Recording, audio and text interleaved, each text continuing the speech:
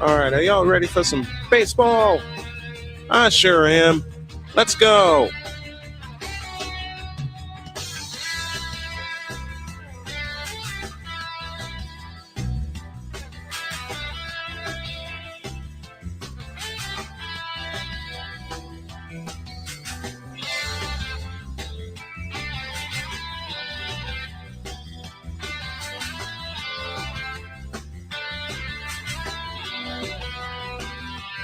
There we go.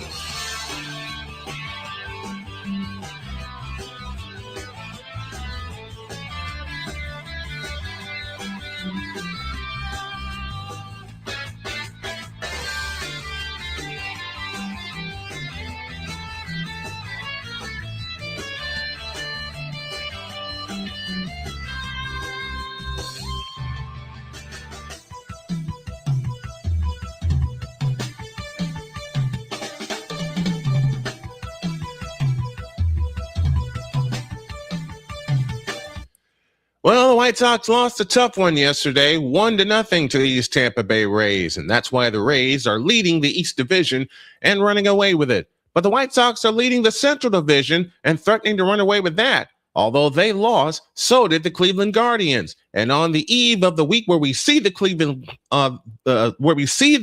Guardians, they're getting a whole lot of help. Now they have to take advantage. They have to win this series, and they have to win the series next week that we have in Boston. Can they do it? We're going to find out beginning today as White Sox baseball and Major League Baseball on the Snowman Multimedia Sports Network begins right now. The following is a presentation of the Snowman Multimedia Sports Network.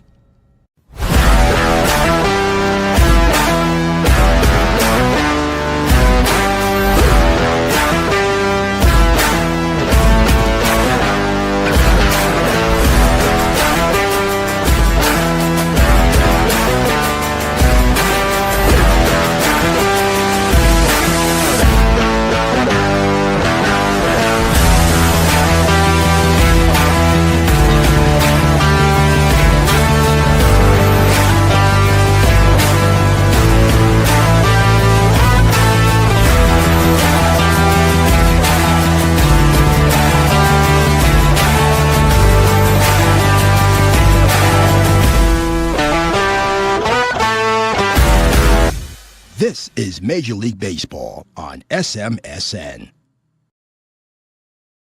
And good afternoon to each and every one of you in the region, across the nation, and around the world. We welcome y'all inside the Snowman Multimedia Sports Network studios.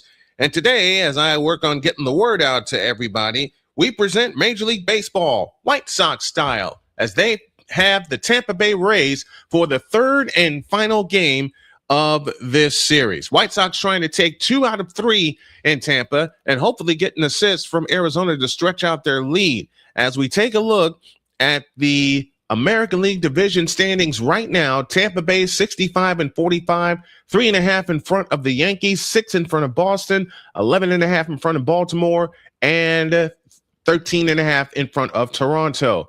In the Central Division, your Chicago White Sox are in front, 3 games ahead of Minnesota, 3 games ahead of Cleveland, 5.5 ahead of Detroit, and Kansas City in last place at 10 games out.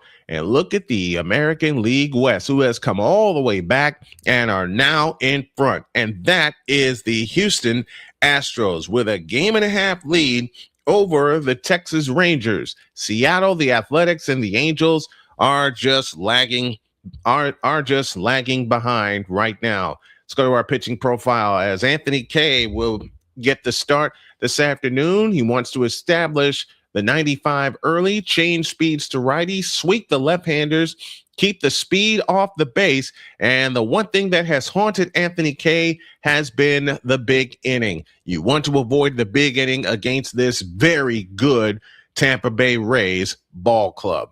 Let's take a look at the starting lineups for today's game. I beg your pardon. Leading off in left field is Sam Antonacci. Batting second, the first baseman Munetaka Murakami. Batting third is the third baseman Miguel El Tigre Vargas. Batting fourth is the shortstop Colson Montgomery. Hitting fifth, the designated hitter Andrew Benintendi, who does have a home run in this series. Brayton Montgomery bats 6th. He's in right field. Tristan Peters, and there may be a correction. There may be a correction in right field. We'll keep you posted on that. Batting 7th is the center fielder, Tristan Peters. Batting 8th is the second baseman, Chase Mydrop. And batting 9th is the catcher, Drew Romo. Through the lineup again, Antonacci, Murakami, Vargas, Montgomery, Benintendi, Brayton Montgomery, Peters, Mydrop, and Romo, though there may be a change. There may be a change in right field. There may be a change. We will do the lineups again once the White Sox come to bat. Defensively for Tampa Bay, Chandler Simpson in left, Cedric Mullins in center, Johnny DeLuca is in right. Around the horn, third to first is Ben Williamson, Junior Caminero at third, Ben Williamson at short, Ryan Velotti at second, and Jonathan Aranda getting the start at first. Nick Fortes will catch the big right-hander, Griffin Jax. And we're just about ready to go. In fact, we are going to take a short 2-minute timeout. And when we come back, we will be ready for baseball. It's the Chicago White Sox taking on the Tampa Bay Rays in the finale of this 3-game series from St. Petersburg. We hope you enjoy it as we enjoy bringing it to you. We'll be back after these messages with the start of today's game on the Snowman Multimedia Sports Network. This is the Snowman Multimedia Sports Network. Join the transporter to Hades. Your butt and gut becomes one. Join the reformer of hooker whores. This is my daughter, Placenta Booty Johnson. Join the bronze car. Whenever you are in distress, take off your baseball cap and throw it in the air. Join your very own superhero of broadcasting, Chris Bass. So whatever color crown they get, they palm it and do 2 circles, and that translates to, I can be the black people. As he takes you through the week's paces in Baseline. Live every Saturday at 8 a.m. Eastern, 7 a.m. Central, Pacific time zone people, just stay asleep when this is on live and just catch the recording. Oh, I'm sorry. Exclusively on the Chris Bass YouTube channel.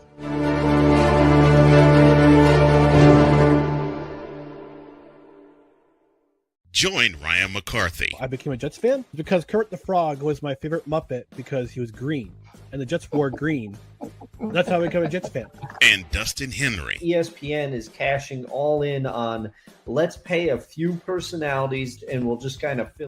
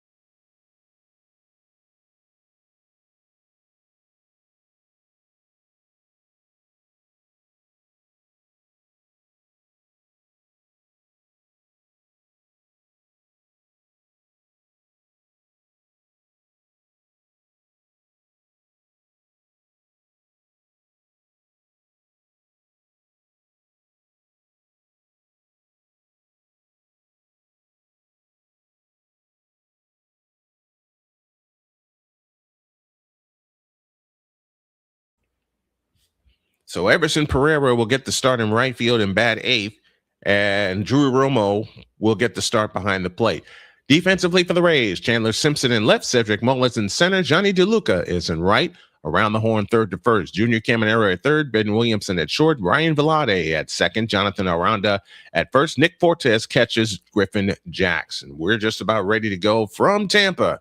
72 degrees on the inside. 83 on the outside in St. Petersburg, Florida. Wes Pruitt, my good buddy, says, go White Sox. Wes, I want you a part of Snowman in the Morning talking college football, and I promise to you, my friend, it's going to be more consistent this year than it has been the last 2 years.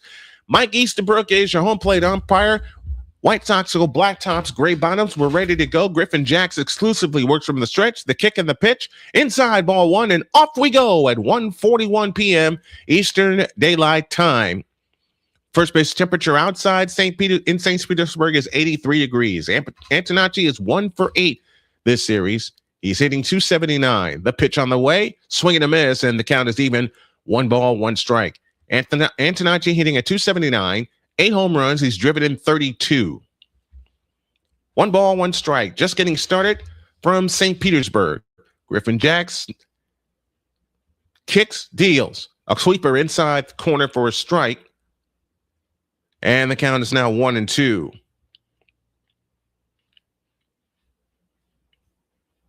One ball, 2 strikes. Tomorrow, we have a 3-hour edition of Snowman in the Morning, which is what we are building towards. And we got a whole bunch on the docket because we missed the show on Friday. 1-2 pitch, swinging a pop-up foul out of play. We'll do it again.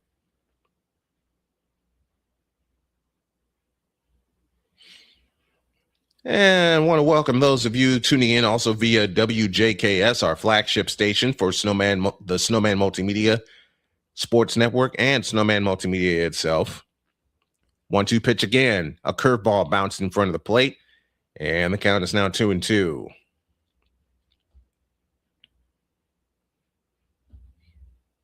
Two balls, 2 strikes. Nobody on, nobody out here in the top of the fourth. Just getting started here from Tropicana Field in St. Petersburg. From the set position, the kick and the 1-2 pitch, a swing and a foul, the 2-2 pitch, a swing and a foul out of play to the right, and we'll do it again.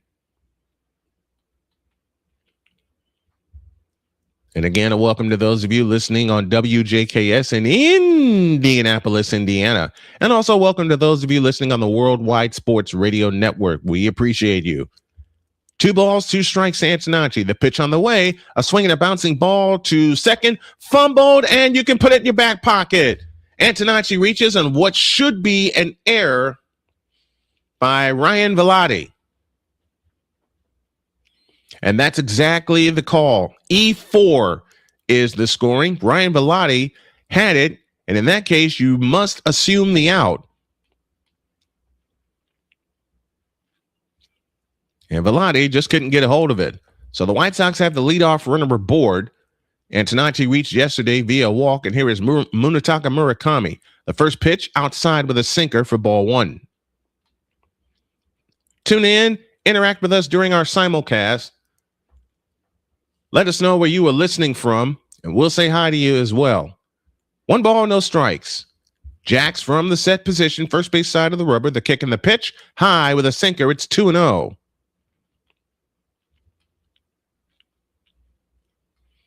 2 balls, no strikes.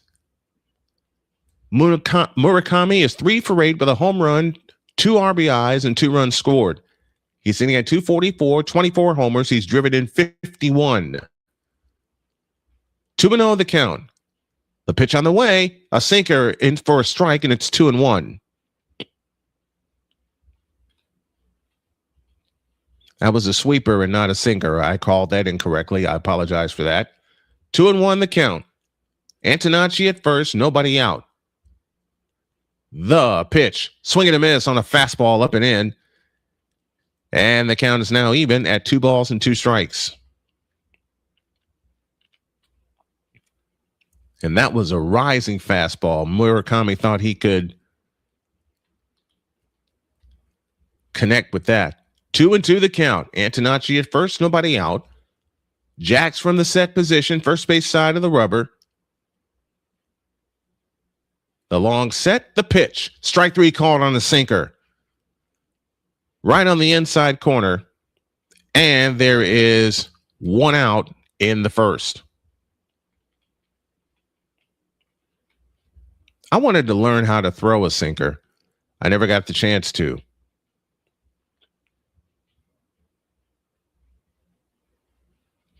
So here is Miguel El Tigre Vargas, who is 1 for 7 this series with a home run, an RBI, a run, and 2 strikeouts.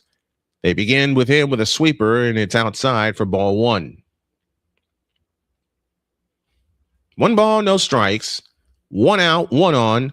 Here in the top of the fourth. Just getting started from St. Petersburg. The 1-0 pitch. A swing and a high pop-up. First base side. And it is caught by Aranda. And there's 2 out in the first.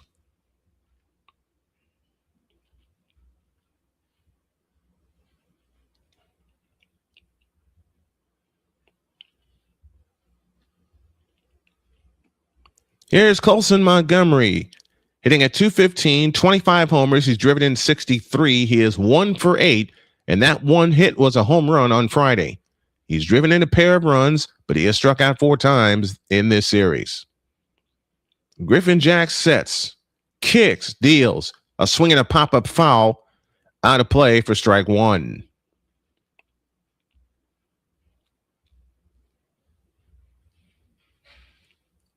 No balls, 1 strike. 2 out, bottom of the top of the first, beg your pardon. Jax is from the set position. He turns and he throws, and they check on Antonacci, and he's back safely.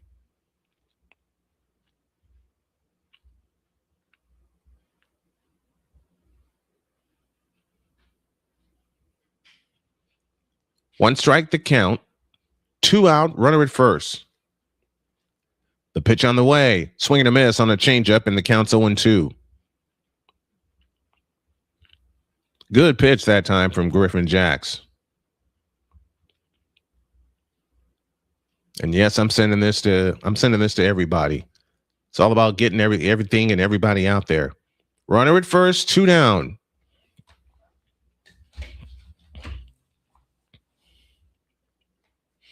One thing I am going to add, I'm going to write out the defense so I don't have to call on memory to remember the names. In fact, I'm going to try to do that during breaks in this game. The 0-2 pitch, a swing and a slap, base hit down the right field line. That is headed into the corner. Antonacci round second. He's headed for third. He'll get the stop sign. Montgomery into second with a 2-out double. So Colson Montgomery laces a double down the right field line, just past first baseman Aranda. And the White Sox have a pair of runners in scoring position immediately with 2 out.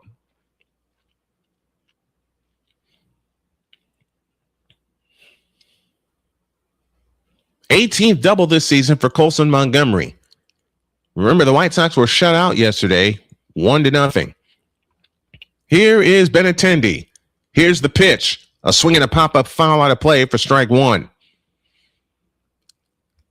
Snowman, you're doing a great job, says Paul E. Rebel. Chicago Paul, known as Paul E. Rebel, living in Lake Havasu City, Arizona. Thank you, Paul. Thank you very much. I want to ask the fans a favor, and I might be doing it throughout the ball game. The 0-1. Benintendi offered, did not swing, and the count's even 1 ball, 1 strike. 2 down, runners at second and third. Antonacci reached on an error. Murakami struck out. Vargas popped out. Colson Montgomery doubled. And now Andrew Benintendi at the plate. Jacks from the set, first base side of the rubber. The pitch on the way. Swing and a miss on a changeup. And the count is 1-2. The White Sox made a trade and acquired Luis Castillo from the Seattle Mariners. So we get a veteran arm to help our pitching staff. The position that we need is a closer. Sir Anthony Dominguez is on to Seattle.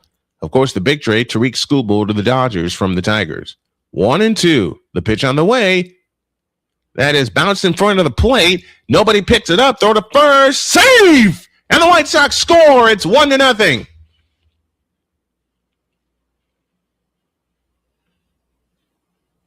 So Andrew Benintendi gets the scoring started with Antonacci flying home.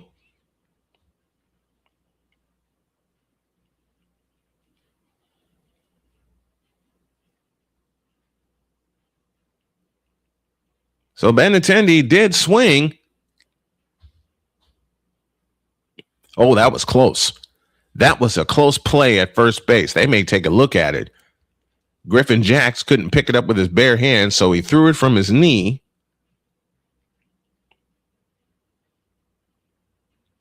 And we have a conference on the mound. E1 is the ruling. Error on Griffin Jacks, who has thrown 21 pitches this inning. And everybody knows who was tuned into my baseball broadcast. That's one of the stats I watch. So with Jax, 2 errors in the inning, along with a hit, and the White Sox lead 1-0. First run since Friday because they were shut out yesterday. They left 5 runners on base. Here is Tristan Peters hitting at .266 on the year. Jax from the set position, kicks and fires. A changeup outside for ball 1.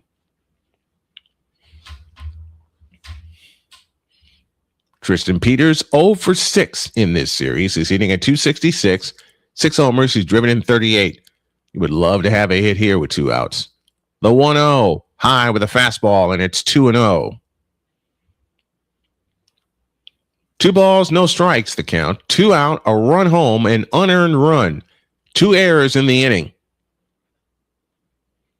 Peters is ready, and so is Griffin Jax. And the 2-0 pitch. A sweeper for a strike, and it's 2-1.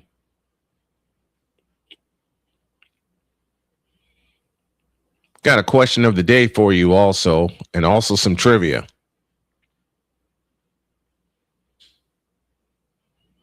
Two balls and a strike. 2 out, a run home. The pitch on the way, a swing and a chopper foul, first base side. And the count is now even at 2-2.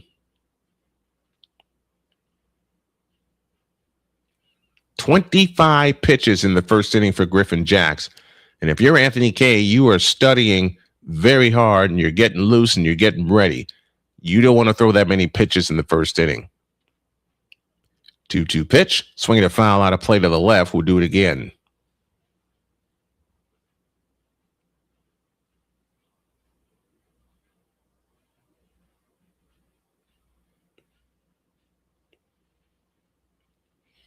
Runners at the corners, 2 out, a run home.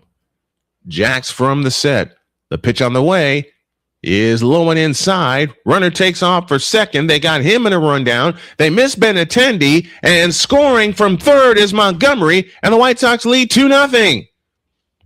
So a pitch was low. It's now 3-2 on the batter, Tristan Peters.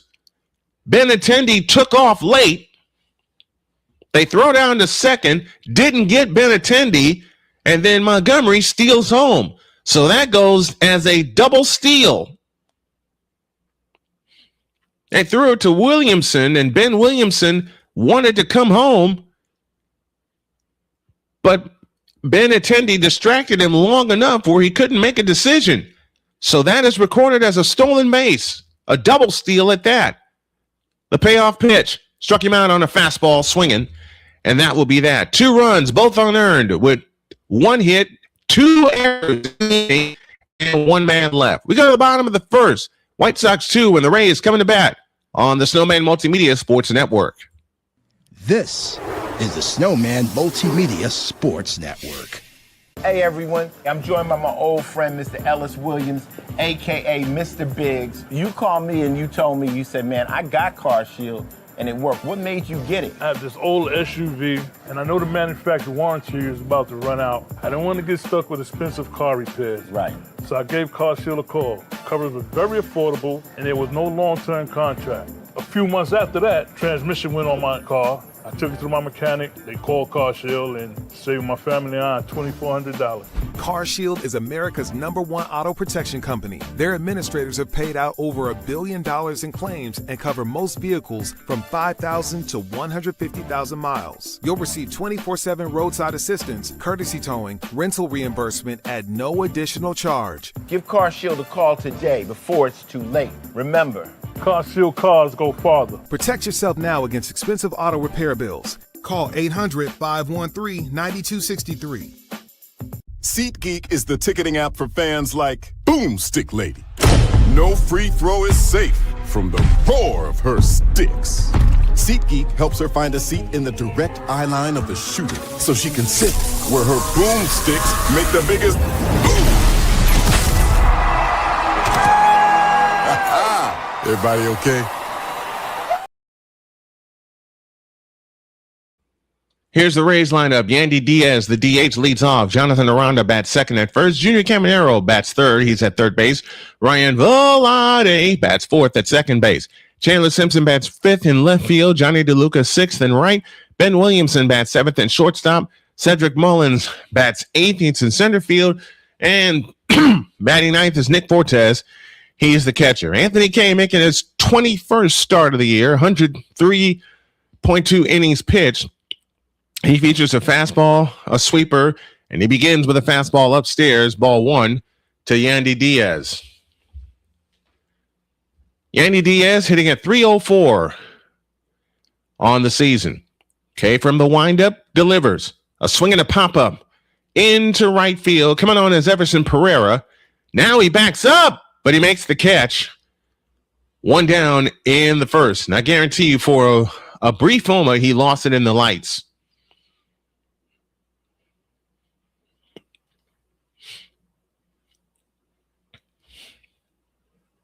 So he started to jog in and then had to circle back, and he made the catch. He lost it in the lights momentarily. So 2 pitches, 1 out. And the pitch to Aranda is grounded to the right side off of Murakami's glove. Stick it in your back pocket. That's an infield hit.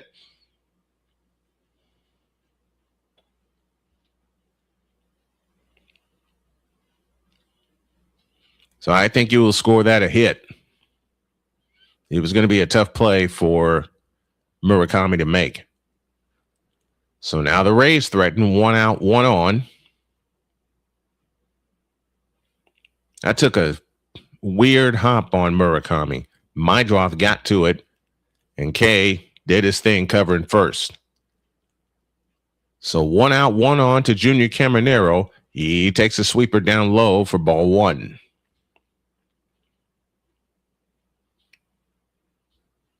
Antonacci in left, Peterson center, Pereira in right. Third to first, Vargas, Colson, Montgomery, Mydroth, Murakami, and he whacks one to third to Vargas to second for 1, return to a double play, and we're out of the inning. And Kay only throws 4 pitches in that inning. We're done with 1. It's the White Sox 2 and the Rays nothing on the Snowman Multimedia Sports Network. This is the Snowman Multimedia Sports Network. SeatGeek is the ticketing app for fans like Boomstick Lady. No free throw is safe from the roar of her sticks. SeatGeek helps her find a seat in the direct eye line of the shooter so she can sit where her boomsticks make the biggest boom.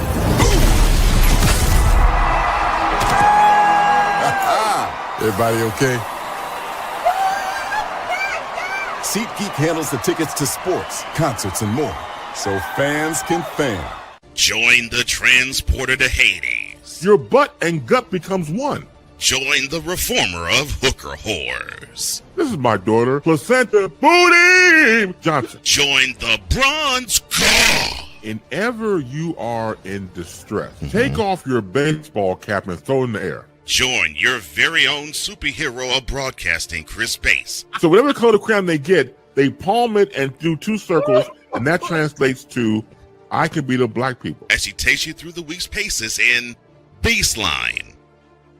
Live every Saturday at 8 a.m. Eastern, 7 a.m. Central, Pacific Time Zone people, just stay asleep when this is on live and just catch the recording.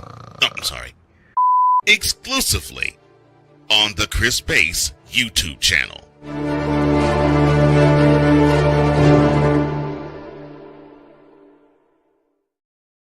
This is the Snowman Multimedia Sports Network.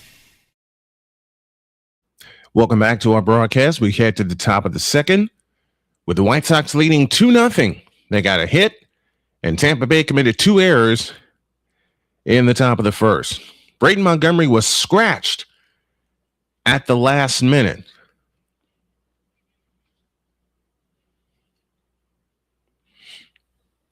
I like Braden Montgomery, switch-hitting right fielder. Here is Chase Mydroth facing Griffin Jackson. Mydroth blasts one deep to left, but it's curving foul. Oh, have mercy. Have mercy. Man, you keep that fair and it's 3-0. Holy catfish. He jumped all over that first pitch. 0-1 the count. Jacks from the set, first base side of the rubber. The pitch on the way is a sweeper for a strike, and the count is 0-2. We're in the top of the second, 2-0 White Sox.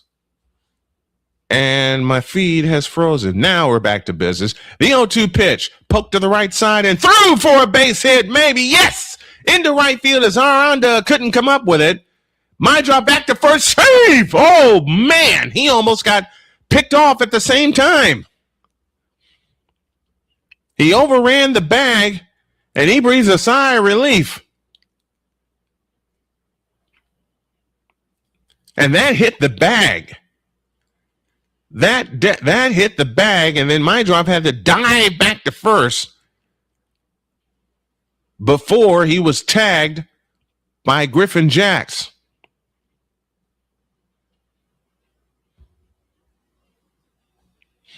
That's got to be a scary situation if you overrun the base and the defensive man is alert and tries to get the ball back in to get you. Here's Everson Pereira hitting at 211, and he takes a sweeper for a strike, and it's 0-1.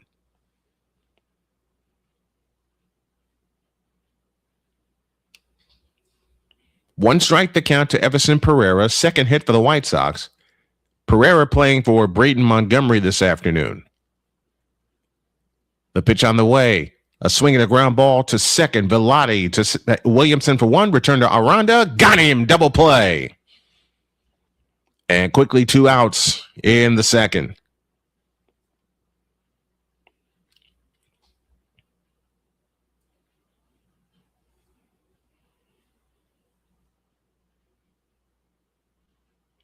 Ooh, wait a second. It looked like Pereira beat the throw. And the White Sox indeed are challenging it. Pereira indeed beat the throw. Taking a look here at the real slow-mo. Pereira foot on the bag before the ball got to the glove of Aranda. So that should be a fielder's choice.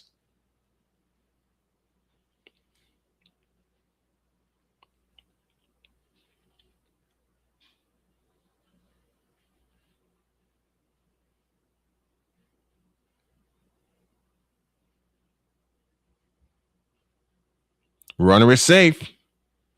Runner is indeed safe. The call's overturned. So instead of 2 outs and nobody on, it's 1 out with a runner on at first base.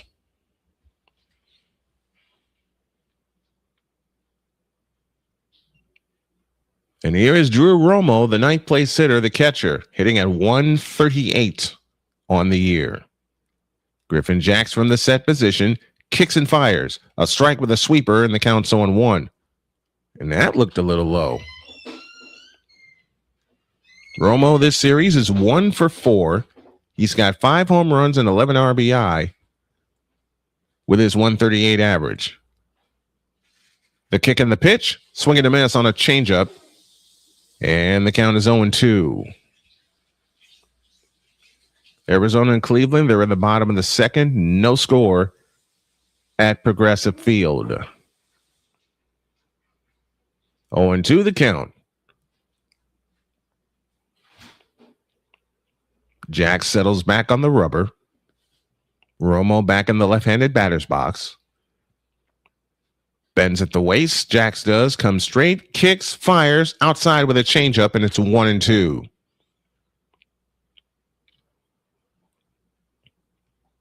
Jeff Passan updates the Rays are acquiring Freddie Peralta in a trade with the New York Mets. Rays get their starter who joins Drew Rasmussen, Shane McClanahan, and Nick Martinez. Then that rotation gets even more dangerous. The pitch on the way. Strike 3 called with a sinker on the inside. Nothing Romo could do. And there's 2 outs in the second.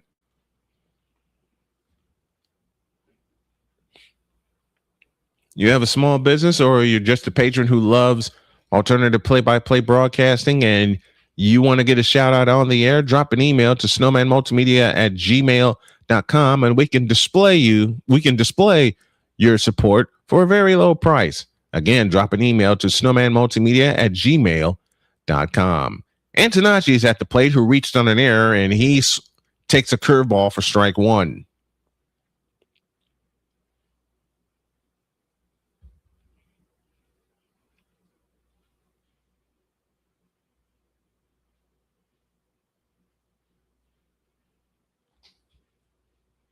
0-1 the count. A turn and throw to first. Runner Pereira gets back.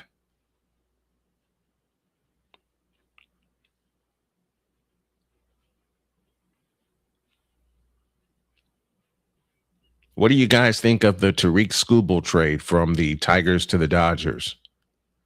And I saw a funny meme that accompanied it. The 0-1 to Sam upstairs with a fastball, and it's 1 ball, 1 strike.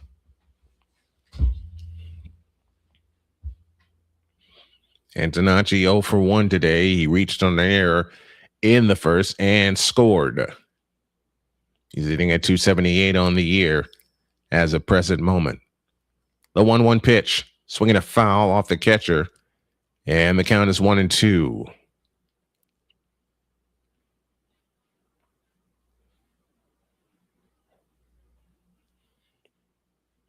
Everson Pereira at first reached on a fielder's choice. 2 out in the top of the second. The White Sox lead 2-0. And you want to hold on to this lead if you're the White Sox. First 2 runs they've scored in the last 10 innings because they were shut out yesterday, 1-0. 1 ball, 2 strikes to Sam Antonacci. Murakami on deck. Griffin Jack settles in first base side of the rubber. Bends at the waist and now straightens. And the 1-2 pitch, swinging a ground ball to short. Williamson up with it. Tossed to Aranda at first. It's in time and the inning is over. No runs, a hit, no errors, and 1 left. We go to the bottom of the second. White Sox 2, Tampa Bay 0 on the Snowman Multimedia Sports Network. This is the Snowman Multimedia Sports Network. The Big Ten. You can say you're not impressed. You can say you're not happy.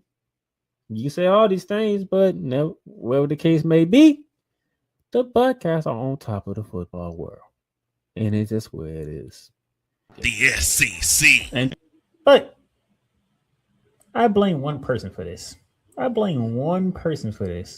One person? What one person are you going to be blaming?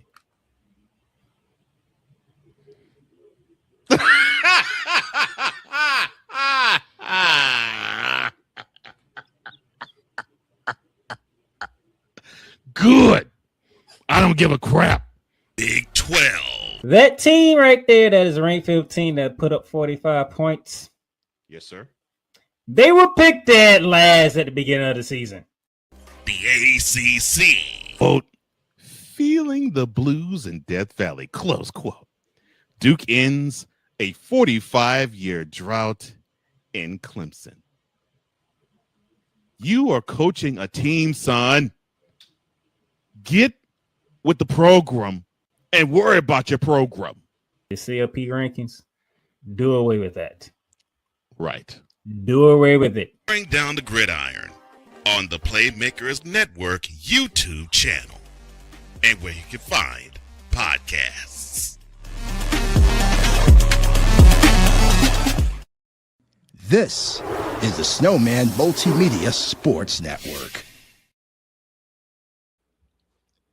Keeping our eye on a couple of games as we'll get an update next inning on the Indiana Fever and the Minnesota Lynx, Caitlin Clark versus Olivia Miles. And we'll also keep you updated on what's going on in Cleveland. The bottom of the second inning begins with a pop-up foul out of play by Ryan Velarde for strike 1. 4, 5, and 6 due for the Rays. Here in the bottom of the second, the Rays trailing 2-0. Bearing down the gridiron, one of our associate programs you can hear on Snowman Multimedia Sports Network Radio. That is line to right. On comes Pereira. It'll drop for a base hit. So Velarde reaches with a single to start the second.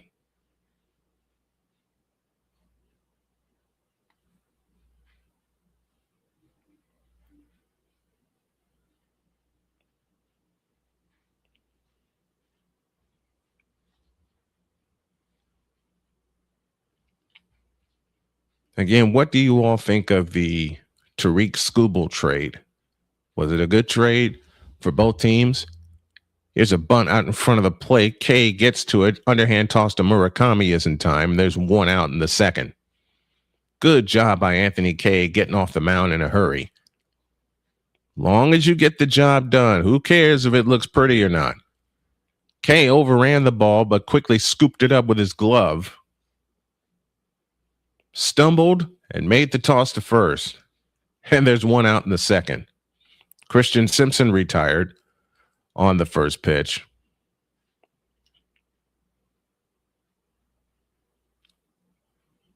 Here is Johnny DeLuca, who was a hero yesterday. The pitch, swinging a foul out of play for strike one. DeLuca made a couple of great plays in the field yesterday. Don't forget, at the end of the game, we will have our player of the game, presented by the Snowman Multimedia Sports Network. 0-1 to DeLuca, and the pitch, swinging a pop-up.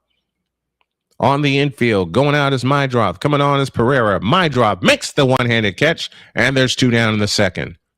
And that's only the 10th pitch thrown by Anthony Kay.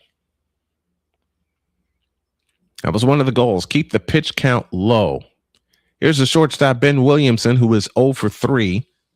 He is hitting at 248, 2 homers. He's driven in 25.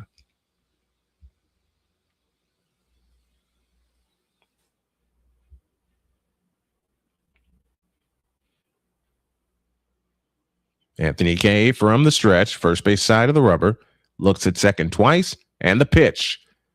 A breaking ball inside for ball one.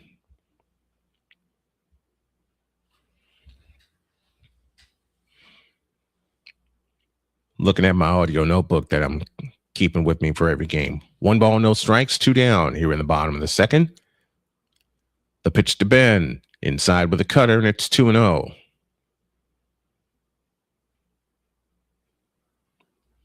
Now, if you're Anthony Kay, you don't want to mess around here and have this be a big inning for the Rays. After they started with a bloop single to right. Kay from the set, double glance to second, and here's the pitch. A sweeper inside, and it's 3-0. Now you got to come back and get him.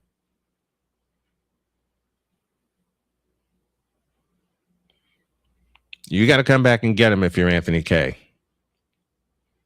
3 balls, no strikes, runner at second. 2 out in the bottom of the second. Kay looks at second. The pitch. Strike called with a fastball, and it's 2-1.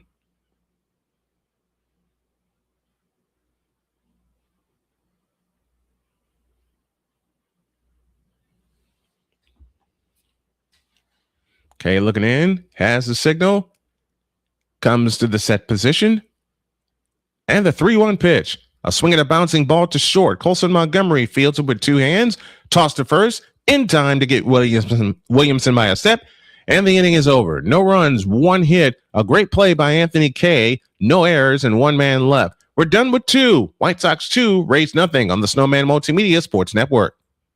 This is the Snowman Multimedia Sports Network. SeatGeek is the ticketing app for fans like Boomstick Lady.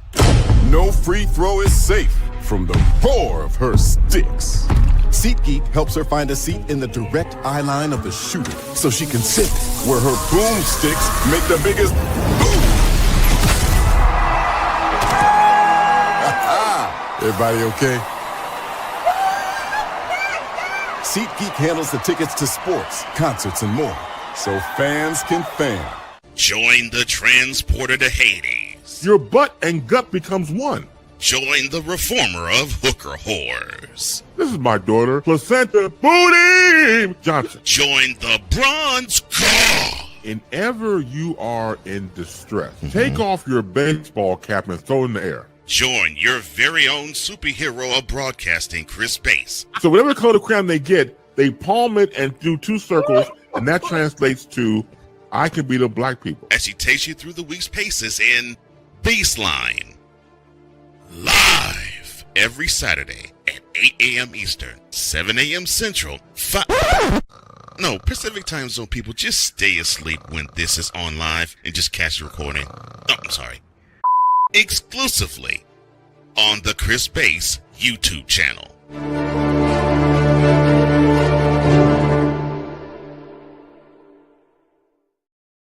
This is the Snowman Multimedia Sports Network. Flying right along as we head to the top of the third. White Sox 2, Rays nothing.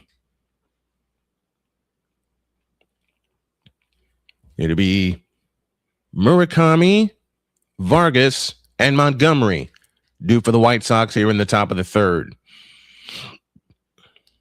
And I want to thank everybody that has tuned us in over the weekend. And Murakami takes a strike from Griffin Jackson. The count's 0-1. Murakami struck out swinging his first time up.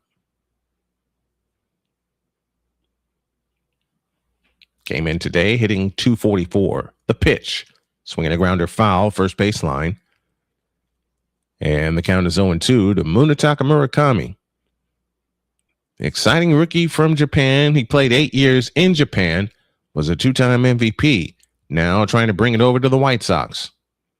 0-2 the count, nobody out, nobody on here in the top of the third. The 0-2 pitch, high with a fastball. It's 1-2.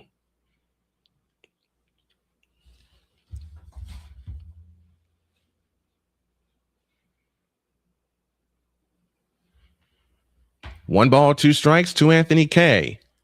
The pitch. A changeup on the outside corner, missed it. And the count is now even at 2-2.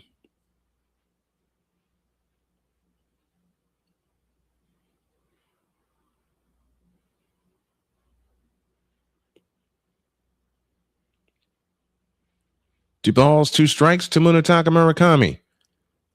Griffin Jacks bends at the waist and now comes set. The pitch.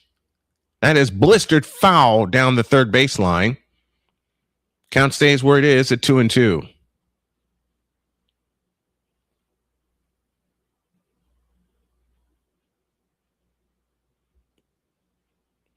Murakami does have a home run in this series. And the pitch. Swing and a miss on a fastball. Murakami strikes out for the second time. That's all right, Mooney. You'll get some more at-bats in this game. And now here is Miguel El Tigre Vargas.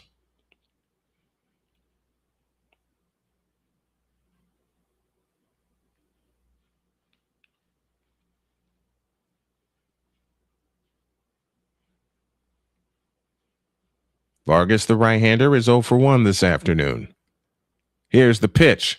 Fastball strike, and the count is 0-1. And the White Sox are challenging it. Why'd you do that? That was a strike. That was a strike all the way. So the White Sox foolishly lose the challenge. And the count's 0-1 to Miguel Vargas. 0-1 the count. Jacks deals. A sweeper outside. Counts even, 1 ball, 1 strike. Griffin Jacks has thrown 49 pitches in 2 1/3 innings.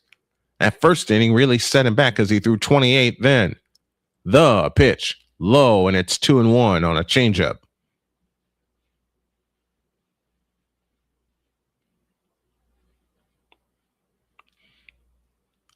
Guardians have grabbed the lead over Arizona. It's 1-0. They're in the bottom of the third. The pitch. Low and inside with a sinker, and it's 3-1. So if you're Vargas, I believe you would take the next pitch to see what he'd come back with.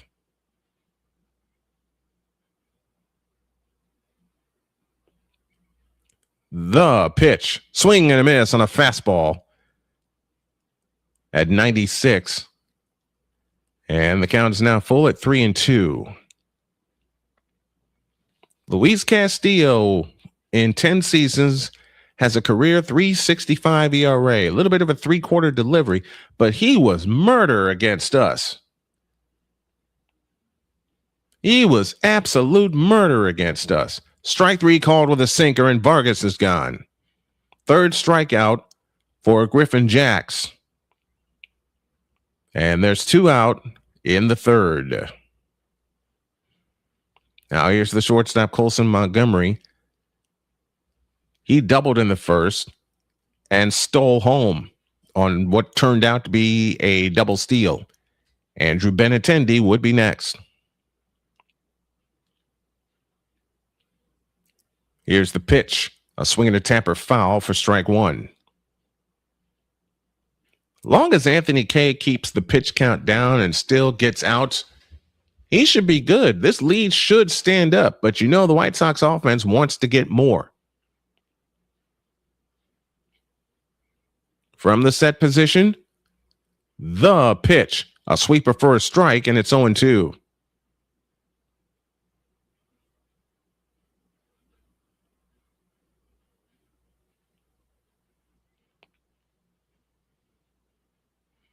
Noah Schultz took the loss yesterday after pitching 5 innings. And Schultz gave up the lone run of the ball game. Enjoy baseball for what it is, because there won't be a season next year. Thanks a lot, Dodgers. A Pizzle, I agree. The 0-2 pitch, swing and a miss. Montgomery is gone, and Kay struck out the side. He now has 5 in the game. Nothing across for the White Sox. We go to the bottom of the third. White Sox 2, Rays nothing on the Snowman Multimedia Sports Network. This is the Snowman Multimedia Sports Network. Hey, Eagles fan. Join my man Cool McCain and a host of others as they break down every single game, every single week in an objective manner, and also from a fan's perspective as well. Remember, this cast feels just like you. Nobody likes you. And you don't care. Fly, Eagles, fly. Eagles Elite Podcast. Every Wednesday at 8:30 p.m. Eastern on YouTube and other podcast outlets.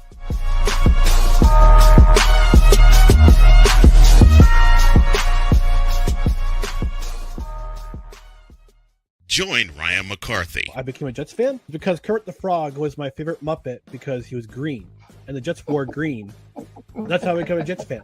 And Dustin Henry. ESPN is cashing all in on let's pay a few personalities and we'll just kind of fill in the gaps. As they walk you through all of the world of sports from their perspective. The Albany Empire, it's a literal circus. No credentials required. Where, Ryan, say the tag. Where you don't need a press pass to talk sports. Every Monday at 8 p.m. Eastern, 7 p.m. Central.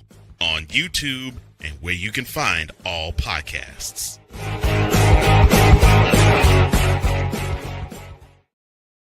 This is the Snowman Multimedia Sports Network. Third quarter update from Minneapolis as the Minnesota Lynx have taken control and they lead by 13 over the Indiana Fever, 68-55. They have just started the third quarter. Red Sox and Dodgers are the feature game tonight on Sunday Night Baseball as Anthony Kay delivers upstairs and outside for ball one. Cedric Mullins, former Baltimore Oriole, facing Anthony Kay. As Kay from the windup delivers the 1-0 to Mullins. A fastball up and in. It's 2-0.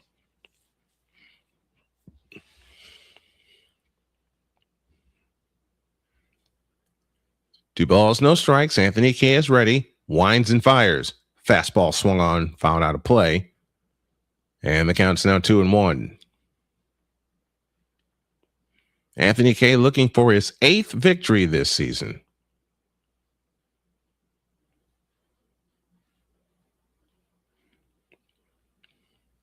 Cardinals lead the Blue Jays 1-0. They're in the top of the fourth in Toronto. Here's the pitch. Strike called, and the count's even 2-2 with a sweeper.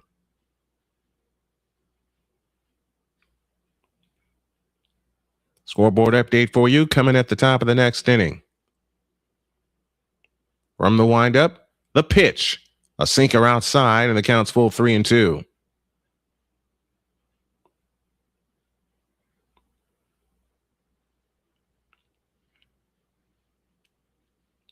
Kay is ready. From the chest high wind, here's the pitch. Swing and a miss on a fastball. And Cedric Mullins is down, one down in the third. I mean, he reared back and blew it by him at 96. 97, let me correct myself, 97. From the chest high wind, the first pitch to Nick Fortes is popped up. Chase Mydroth goes out, makes the one-handed catch. One pitch, 2 outs. The pitch efficiency is one of the things we highlighted during the pregame show. And so far, it has come to fruition for lefty Anthony Kay, but there's a long way to go in the game.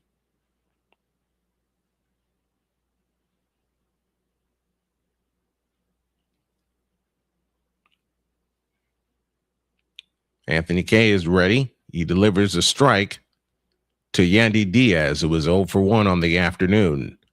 He flew out in the first inning. From the windup, here's the 0-1. A cutter upstairs, and the count's even. 1 ball, 1 strike. Pitching efficiency is what I love. When you can get outs with the fewest amount of pitches, that's a great sign you're going to have a good ball game. Yandy Diaz is ready, and so is Kay. The pitch, tapped foul at the plate, and the count is now 1-2. Kay has now thrown 25 pitches through 2 2/3 innings. That's the same number of pitches that Griffin Jacks for Tampa Bay was struggling with during the top of the first. 1 ball, 2 strikes, 2 outs. The pitch on the way, a swing and a pop-up. Colson Montgomery circles the wagons behind second base, makes the catch, inning over. Rays go 1-2-3 in the bottom of the third, and we're through 3. White Sox 2, Rays nothing on the Snowman Multimedia Sports Network. This is the Snowman Multimedia Sports Network. The Big Ten. You can say you're not impressed. You can say you're not happy. You can say all these things, but no, whatever the case may be, the Buckeyes are on top of the football world. And it's just where it is. The SEC. But I blame one person for this. One person. What one person are you going to be blaming?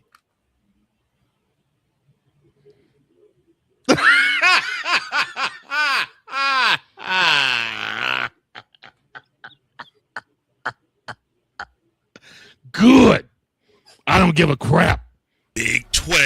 That team right there that is ranked 15 that put up 45 points. Yes, sir. They were picked dead last at the beginning of the season. The ACC. Quote, feeling the blues in Death Valley, close quote. Duke ends a 45-year drought in Clemson. You are coaching a team, son. Get with the program and worry about your program. The CLP rankings, do away with that. Right. Do away with it. Bring down the gridiron on the Playmakers Network YouTube channel and where you can find podcasts. This is the Snowman Multimedia Sports Network. Pitching efficiency going well for Anthony Kay and the Chicago White Sox. We head to the 4th inning as the White Sox lead the Rays 2-0. They're making, they're picking on Dan Plesac, who is John Schriffin's partner in the broadcast booth. Plesac was a good pitcher. Loved watching him, and loved watching him even more as an analyst. First pitch to Benintendi is swung on and blasted to deep right field. Back at the wall, and it's a gunner! Andrew Benintendi with a first pitch home run to begin the 4th, and the White Sox lead 3-0. That ball was absolutely scorched. That ball was scorched out of here. So Benintendi provides a little bit more of a lead on the first pitch he sees. It was a cutter on the inside, and Benintendi cut loose. Here's Tristan Peters, who is 0 for 1 on the afternoon. He takes a ball inside, and it's ball 1. 12th home run of the year for Andrew Benintendi. The pitch, a changeup for a strike, and the count is even at 1-1. I inadvertently said Anthony Benintendi, and I meant Andrew Benintendi, so I apologize for that. I'm just getting back into the groove of doing baseball and loving it. 1 ball, 1 strike to Peters. The pitch bunted foul, third base side, and the count is 1-2. 3-0 White Sox. Their third hit of the game is an Andrew Benintendi bomb to right field.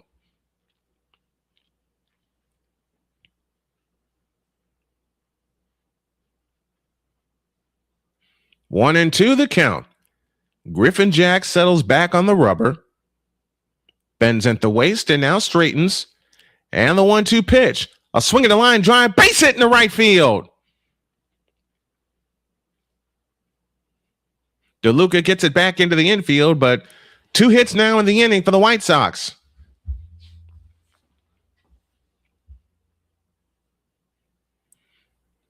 So as long as the White Sox take care of business with Tampa Bay today and then Boston the next 3 games, there should be a bit of a more comfortable lead into the division.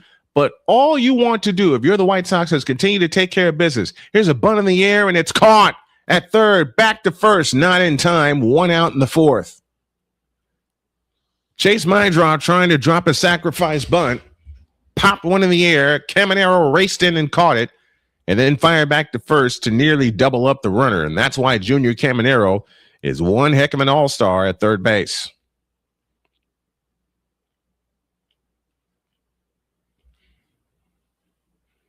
So here is 8th place hitter Everson Pereira, who was 0 for 1 on the afternoon.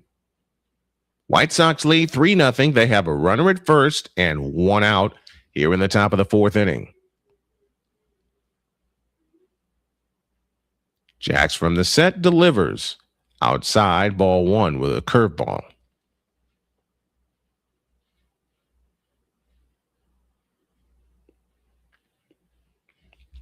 One and 0 the count. 1 out, 1 on here in the 4th. White Sox with a run home. The pitch, swinging a pop-up foul out of play, and the count's even. 1 ball, 1 strike.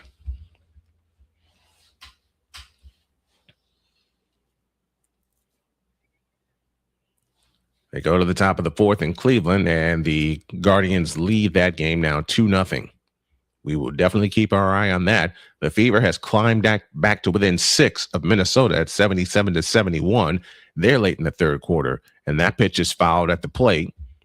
And the count is 1-2 to Everson Pereira, who grounded into a fielder's choice in the 2nd, hitting at 208 on the year. He does have 3 home runs, and he's driven in 7. 1-2 the count. Peters at first, 1 out.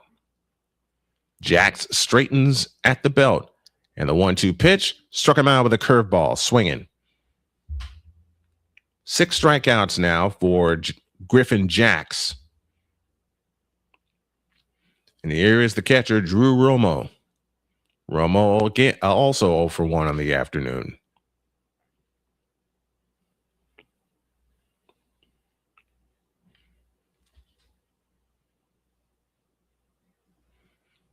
Jax is ready. And the pitch, swing and a miss on a fastball at 94 for strike 1.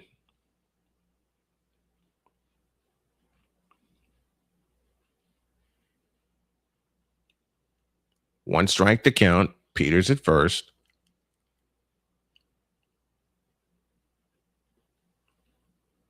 A turn and throw to check on Peters, and he is safe.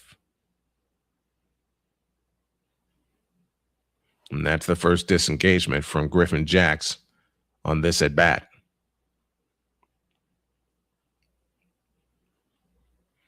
Jax straightens at the belt. And the 0-1 pitch. A swing at a foul at the plate. Got a piece of Romo, and it's 0-2. Snowman in the Morning comes your way tomorrow at 10 a.m., and it's a 3-hour special. In fact, 3 hours is going to be the regular time. Beginning on Labor Day to kick off season number 13. And we're excited to have you all along for the ride. 0-2 the count.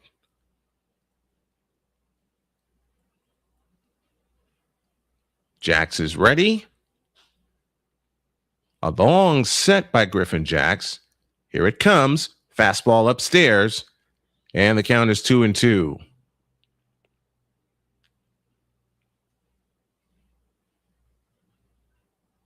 "69 pitches by Griffin Jax through 3 2/3. Pitch number 70 is swung on and missed with a curveball, and that retires the side. But the White Sox get a Benny bomb from Andrew Benintendi, and they lead 3-0 as we head to the bottom of the fourth on the Snowman Multimedia Sports Network. This is the Snowman Multimedia Sports Network. The Big Ten. You can say you're not impressed. You can say you're not happy. You can say all these things, but no, whatever the case may be, the Buckeyes are on top of the football world. And it's just where it is. The SEC. But I blame one person for this. One person. What one person are you going to be blaming?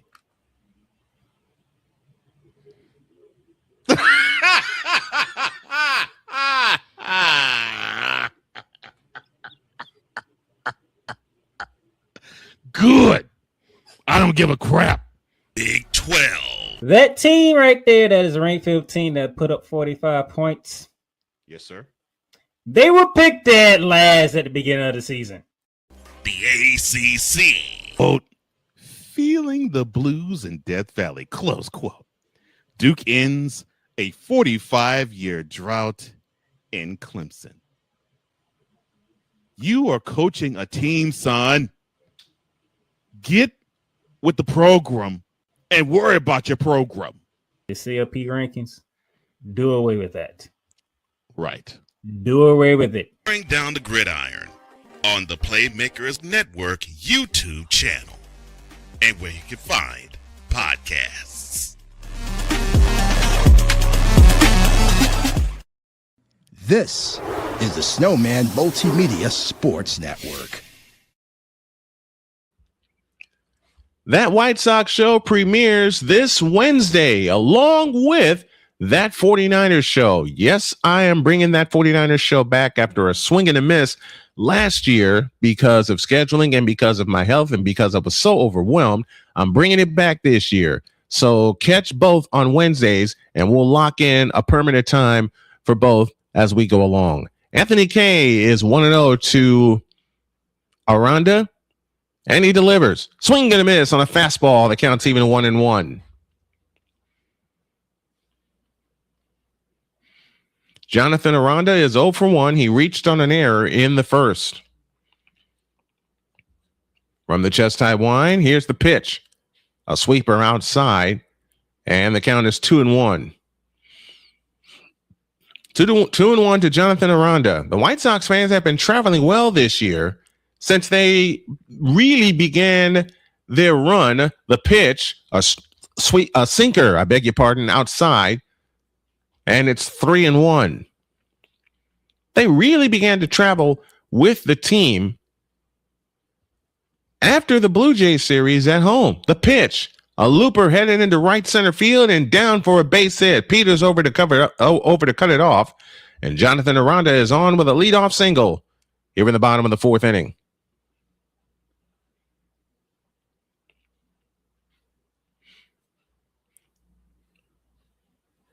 We owe you a scoreboard update and all kinds of other stuff. Just been cruising through the game so far. And the mistake that I made is everything I had planned, I didn't write it down. I was trying to do things at the last possible minute, and that's a stupid thing. So you're going to see very few graphics this afternoon. Glad we have the day off before we see Boston. The pitch to Caminero is lined into right field. Back goes Pereira, and he makes the running catch. Great catch by Everson Pereira. Beg your pardon. Sorry about the names, folks. Everson Pereira made a terrific catch on a sinking line drive into right, and there's one out in the fourth. Again, pitch count efficiency in the favor of Anthony K.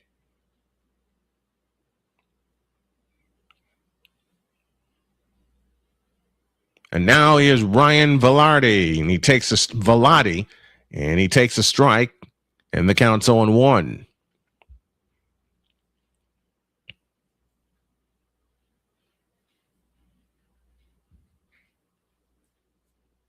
The pitch on the way, a swing and a foul, out of play on a cutter, and the count's 0-2. Ryan Velarde singled back in the second inning. He's hitting at .256. He has 9 homers, and he's driven in 35. Anthony Kay sets, looks at first, and the pitch bounced foul first base side, and we'll do it again at 0-2. So I had a whole lot of things planned, as I'm also playing producer because I don't have enough hands today, but I didn't write everything down. That's a mistake I will correct beginning Tuesday. The pitch, swing and a foul, we'll do it again. And these are kind of like, they're real broadcasts, but they're like dress rehearsals for me also. Rolling into football season. Fans getting into it in Tampa. K from the set position. The pitch, a sinker upstairs and in. And the count is 1-2.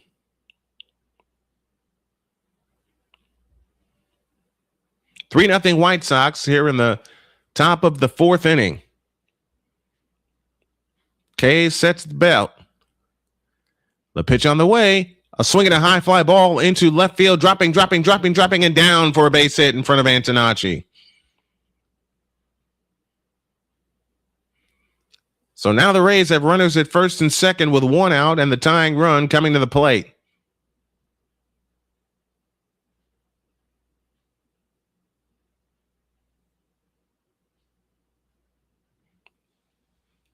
So Ryan Velarde is now 2 for 2 on the afternoon. You still have the double play in order if you're the White Sox, so I would think the middle infielders would play that way. Here is Chandler Simpson with a sacrifice bunt in the second inning, and Anthony Kay made a great play on it. And now these two will go at it again. Here's the pitch, a swing and a foul on a play to the right for strike 1.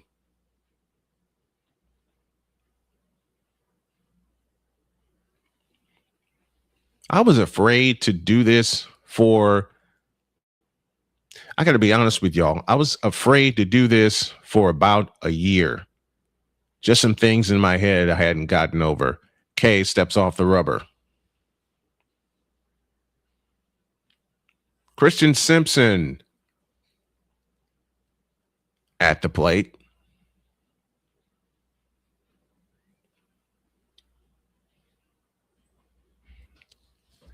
Anthony Kay only threw 5 pitches in that first inning. Kay sets, and the pitch. A swing and a ground ball, base hit into right. Aranda stops at third, and now the Rays are cooking something up with 1 out in the fourth. They now have the bases loaded. The bad news is the bases are loaded for Tampa Bay, and this team can run.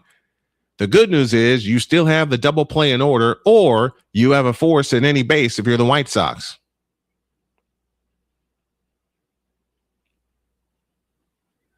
So now let's see if Anthony Kay and the White Sox can wiggle their way out of this jam. And this is usually the inning where Kay runs into trouble. He's only thrown 40 pitches, but he has given up 3 hits in this inning. Now Johnny DeLuca comes to the plate.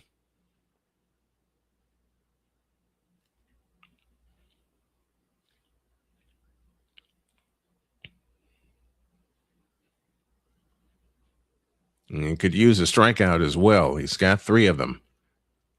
Bases loaded with Rays, 1 out.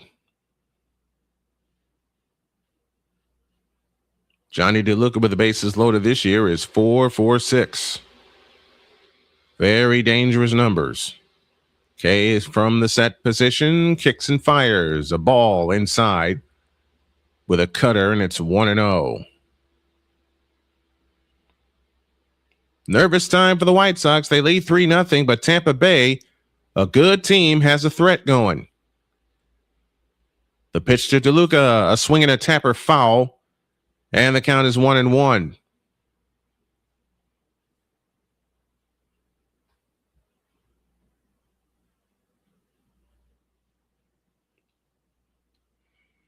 One ball, one strike to count. Need an out here to keep the Rays off the board. The pitch. A swing and a little pop-up to Montgomery. Got it. 2 down in the inning.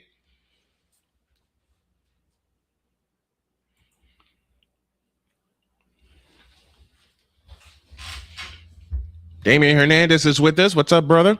White Sox better win, and I hope the Yankees beat the crap out of the Cubs. You just echoed my sentiment. My friend. Damian, the only favor I ask with your comments, and I love that you're here with us, is just keep them clean, please. Here's Ben Williamson, who was 0 for 1. The pitch on the way, a swing and a high chopper to Anthony Kay. The throw to first in time, and Anthony Kay wiggles out of a jam. No runs, 3 hits, no errors, and the 3 left on.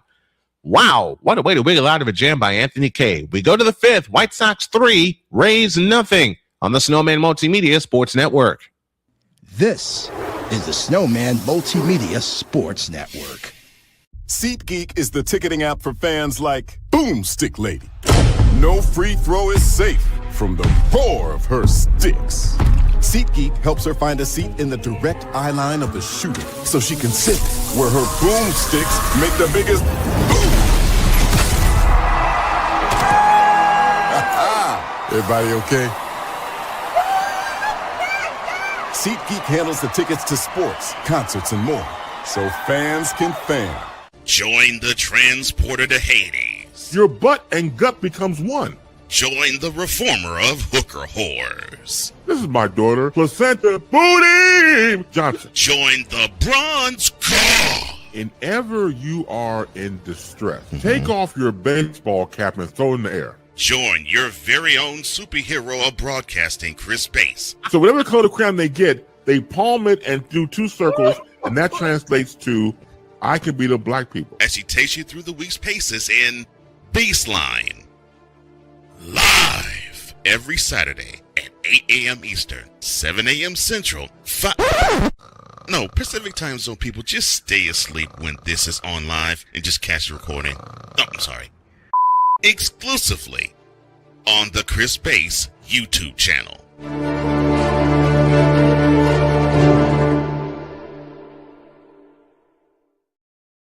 This is the Snowman Multimedia Sports Network. To the 5th inning we go. 3-0 White Sox over the Rays. 3 runs, 4 hits, 1 error for the Sox. No runs, 4 hits, and 2 big errors for the Rays. Scoreboard update very quickly. Philadelphia leads Baltimore 2-0. They're delayed in the bottom of the 3rd. Washington and Atlanta 2 apiece. Top of the 6th in Toronto. St. Louis leads Toronto 1. Sam Cincinnati hits the first pitch foul for strike 1. Cleveland leads Arizona 2-0. They're in the top of the 5th. Miami and the Mets are scoreless at Citi Field. They're also in the 5th. Cincinnati with a touchdown lead over Pittsburgh, 7-0. Rangers in Houston, they're in the middle of the 3rd, no score. Yankees and Cubs, no score. Bottom of the 2nd. Kansas City and Colorado goes later. And here's the sweeper for a strike, and it's 0-2. Milwaukee and the Angels, Detroit and the Athletics, Minnesota, Seattle, San Francisco, San Diego, and Boston and the Dodgers all go later, and the White Sox just lost their 2nd challenge. So they'll be out of challenges. Also an update from, that call was overturned. So it's 1-1. Here's the pitch. Swinging a high fly ball into right field. Back goes DeLuca in front of the track, in front of the wall, and he makes the catch. Oh, I thought they had another one. A long fly out for Sam Antonacci. There's 1 out in the 5th. Also, update from Minnesota. The Lynx, the best team in the WNBA, are up 10 on the Fever, 98-88. And Brooke Fletcher, the sideline reporter for the White Sox, nearly fell in the water. Don't do that. Here's Munetaka Murakami, who has struck out twice. The pitch, a sinker upstairs for ball one. Yeah, as I mentioned at the bottom of the fourth inning, I was afraid to do this for a year. All kinds of emotions and nerves going through me. There would be so many times I would be ready to hit the button and I would cancel it because I didn't feel right. The 1-0 pitch is swung on and missed, and the count's even 1-1. Like I said, there were times I just didn't feel right.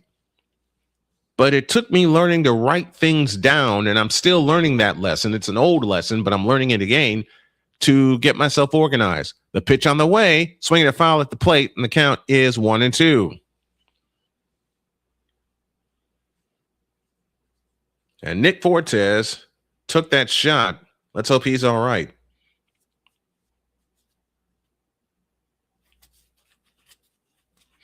The two people that get beat up the most in a ball game are the catcher and the home plate umpire. With some of the foul balls that happen, they take a beating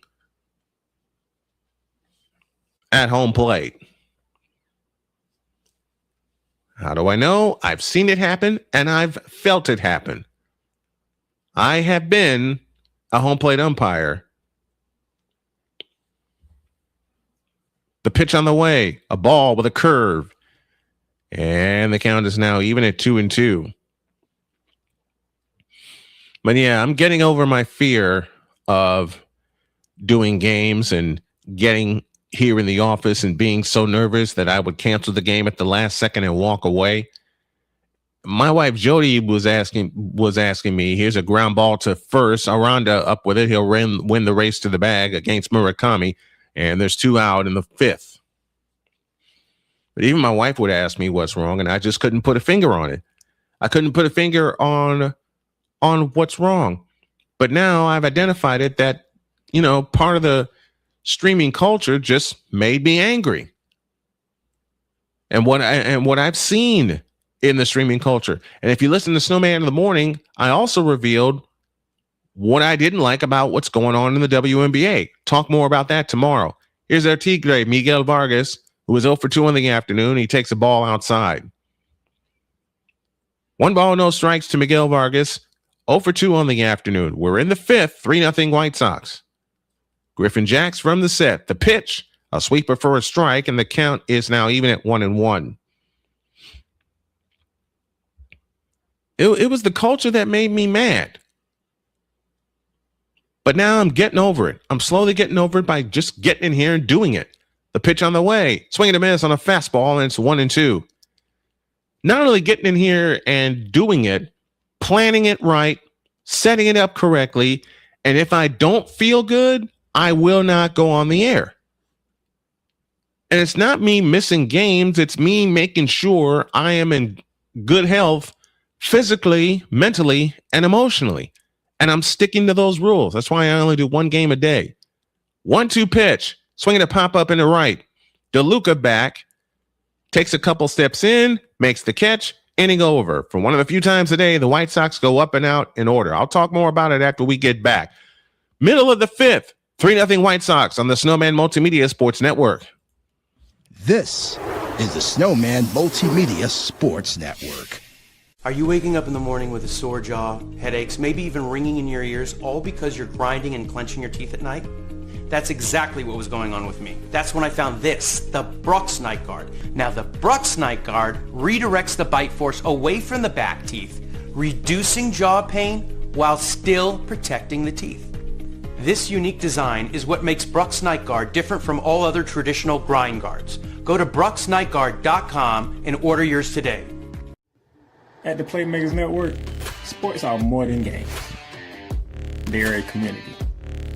From basketball and college football to professional wrestling and Rams football, our shows keep fans informed, entertained, and connected. Watch live, listen on your favorite podcast platform, and join the conversation. The Playmakers Network. Sports, community, conversation. This is the Snowman Multimedia Sports Network.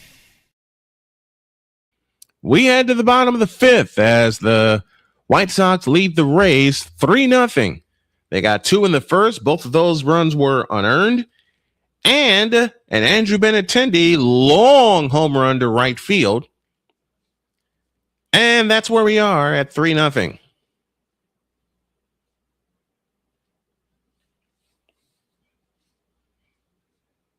As I was explaining in the top of the inning, the reason the one-game rule exists, the last 5 times I have tried to do a doubleheader, especially when I wanted to push the WNBA, I felt horrible. I felt absolutely horrible after one game. I was worn out. Anthony K delivers to Cedric Mullins a strike, and the count is 0-1. I felt absolutely horrible. And I just could not go. I was trying to push myself. The 0-1 is a slider outside, 1 ball, 1 strike. I just could not push myself, and I'm not going to either. If I'm at a school and I have to do a doubleheader, then yes, I will, but not here. The 1-1 pitch, swing and a miss, and the count's 1-2. If I'm at a school and they're playing a doubleheader, I know that pacing where I can get through a doubleheader and what I would need to do, but I haven't done it in almost 3 years. So it's going to take me a while to get used to that. But I'm trying it. I really am. The 1-2 pitch, swinging a pop-up foul, and we'll do it again.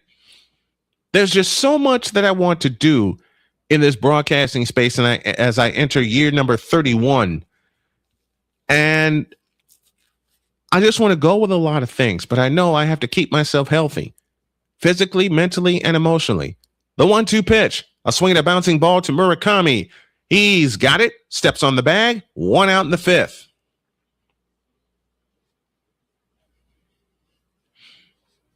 But yeah, I'm so excited with the opportunity, and I just found out that I can qualify for my CDL Class B permit and license, and I can start working somewhere or start training somewhere. Here's Nick Fortes, who was 0-for-1. He popped out in the 3rd. Anthony K from the windup delivers a sweeper for a strike, and it's 0-1. Yeah, but when I found out I qualified for that, in my head, I jumped up and down like a 10-year-old celebrating a touchdown, but I was so happy. The pitch fouled off the plate, and the count is 0-2. I was so happy when I found that out because now I have an opportunity to rest a little bit while I search for a job as Craig Kimbrell, former White Sox and Cub pitcher, warming up in the Tampa Bay bullpen. The pitch on the way. A 4-seam fastball outside, and the count is 1-2. I just want to get back into a routine where I'm working, bringing in money to help the family, using this to bring in money to help the family also while I get my act together. The pitch, a looper into center field, and on comes Peters. He's got it. 2 down in the inning.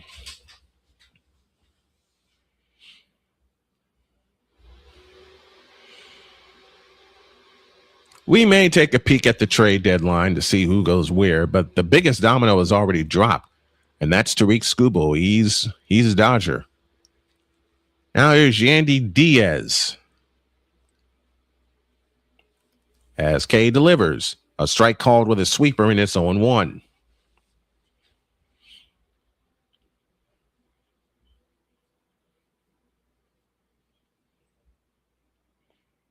K from the windup.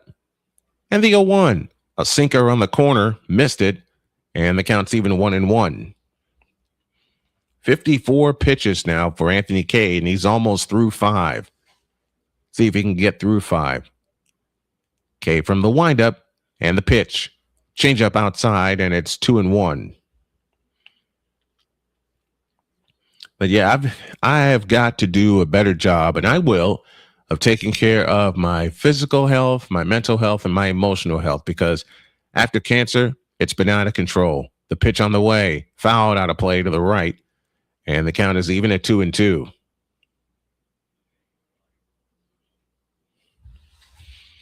And I'm just learning how to do that and do it correctly. I know I got to take a little bit, I know I have to drop some weight. I know that, and I got to get going with my walking routine again. 2-2 the count. The pitch on the way, swinging a foul out of play to the right. We'll do it again. I got to start walking again consistently. And a lot of this that I'm getting out of my system is fear. I've been fearful. I don't know why. I've been so fearful about repairing my body and all the work it's going to take. The pitch upstairs, and the count is full at 3-2. But I've been so fearful of my body and what I have to do to get it back into the shape it was in once upon a time, where I can walk long distances. The payoff pitch, swinging a bouncing ball to short. Colson Montgomery up with it. Toss across to first. In time, inning over. I'll complete that thought when you all get back. Nothing across for the Rays. We're done with 5. White Sox 3, Rays nothing on the Snowman Multimedia Sports Network. This is the Snowman Multimedia Sports Network. SeatGeek is the ticketing app for fans like Boomstick Lady. No free throw is safe from the roar of her sticks. SeatGeek helps her find a seat in the direct eye line of the shooter so she can sit where her boomsticks make the biggest boom. Everybody okay? SeatGeek handles the tickets to sports, concerts, and more, so fans can fan. Join the transporter to Hades. Your butt and gut becomes one. Join the reformer of hooker whores. This is my daughter, Placenta Booty Johnson. Join the bronze claw. And ever you are in distress, take off your baseball cap and throw it in the air. Join your very own superhero of broadcasting, Chris Bass. So whatever color crayon they get, they palm it and do 2 circles, and that translates to I can beat up black people. As she takes you through the week's paces in Baseline.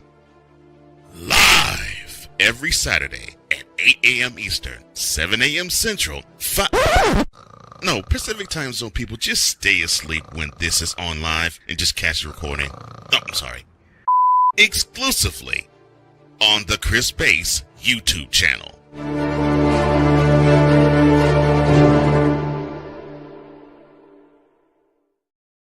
This is the Snowman Multimedia Sports Network.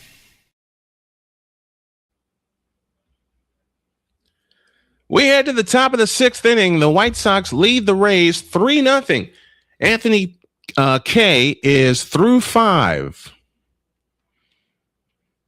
And he has not given up a run, although he has given up 4 hits.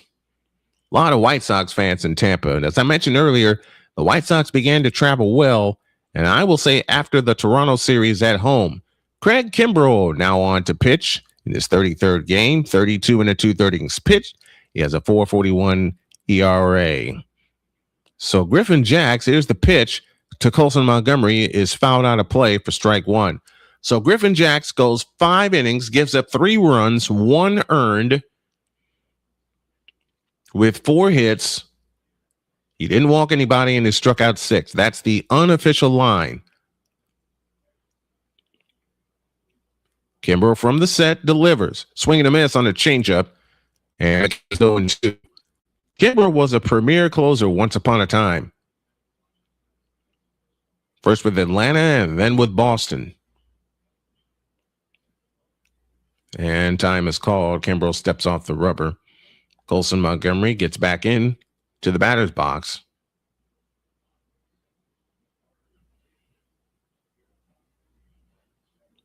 Oh, 2 the count. The pitch on the way. Swing and a miss on a fastball. A rising fastball at that. And there's 1 out.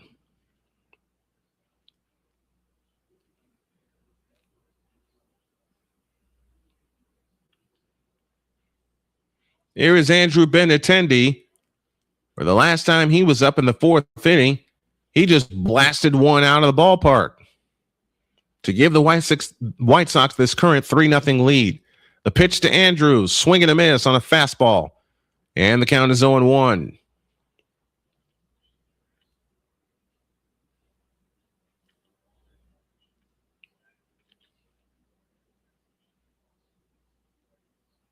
Please sax rally polo. Benintendi swings and drives one to deep center. Back at the track and the wall. Catch made by Cedric Mullins. Thought he had another one, but he hit it to the deepest part of the park. And there's 2 out in the 6th.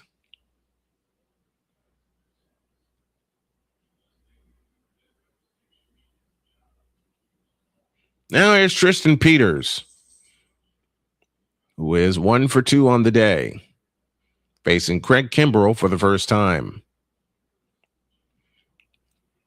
Here's the pitch. A slurve. No, change that. Knuckle curve is low for ball 1. As mentioned, Peters is 1 for 2 on the afternoon with a base hit to right. The 1-0. Swing and a miss on a fastball. And the count is even. 1 ball, 1 strike.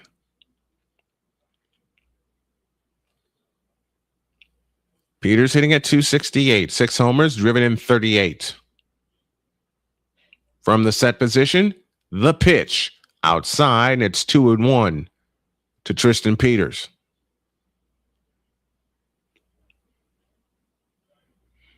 They're in the bottom of the 5th in Cleveland, and Cleveland is now up 5-0. So the White Sox have to take care of business here today. The pitch on the way, low and inside with a changeup. It's 3-1.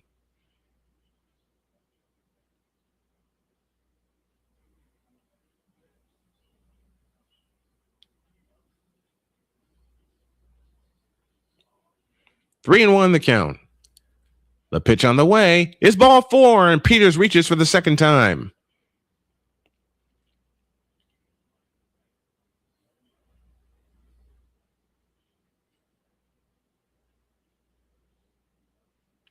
So Kimbrell has thrown 10 pitches this inning. He has walked Tristan Peters with 2 out. And now he goes to work on Chase Mydroth, who fouled out in his last at bat. Here it comes. Fastball upstairs for ball 1. Don't forget, Snowman in the Morning comes your way 5 days a week at 10 a.m. on SMSN and Snowman Multimedia. 1 ball, no strikes to Chase Mydroth. Here she comes. A fastball strike, and the count's even. 1-1.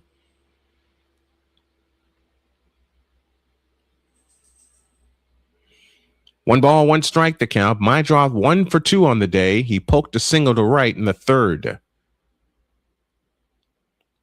Here it comes again. Grounded foul, third base side. And the count is now 1-2. 2 outs in the 6th. White Sox 3, Rays nothing. Tristan Peters at first. Craig Kimbrell in to pitch for starter Griffin Jacks. The pitch on the way is low. And the count is now even at 2-2.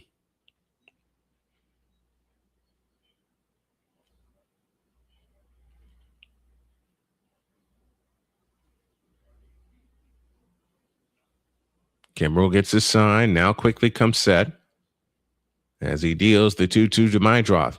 Here she comes. Ball 3, throw to second, and Chief! Stolen base for Tristan Peters.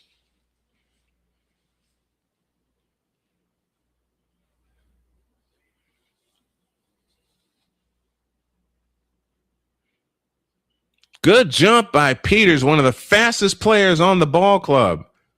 And they could not throw him out. 6th stolen base on the year.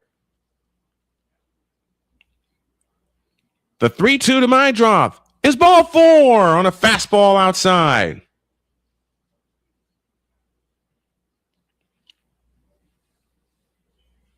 Now Everson Pereira will head to the plate. But first, a jog to the mound from the pitching coach.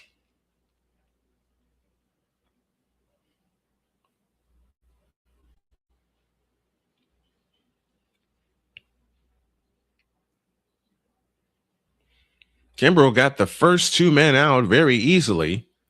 And then an 8-pitch walk to Tristan Peters. And then along with a stolen base, another walk to Chase Mydroth.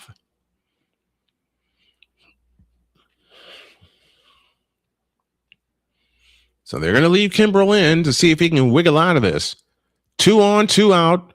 Top of the 6th inning. White Sox looking to blow it open. And a well-placed hit here would blow it open. Here's Everson Pereira who struck out his last time up. First time up, he grounded into a fielder's choice. He's hitting at 205. Kimbrel from the set delivers. Strike called with a fastball, and it's 0-1.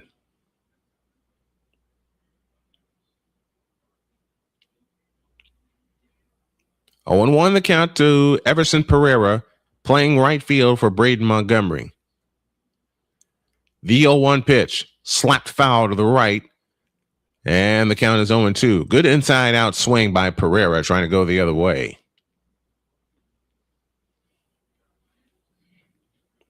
Two strikes the count to Everson Pereira. Kimbrel is ready. Comes to the set position. The kick and the pitch. Fastball upstairs and in, and it's 1-2 to Pereira.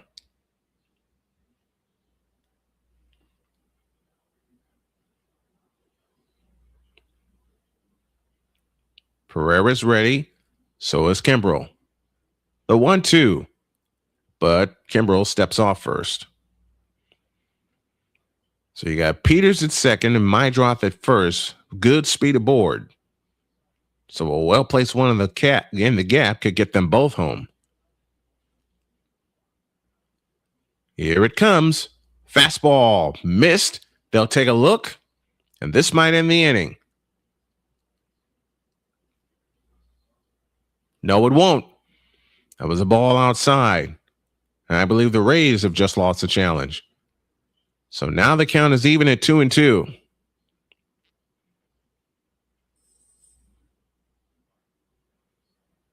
Two and two the count. Kimbrel is set. The pitch to Pereira. A swing and a drive into left field. Going back at the track. And that is going to get down for a base hit. Christian Simpson runs it down. Peters is home. Mydroth is home. And the White Sox lead 5-0. Bingo!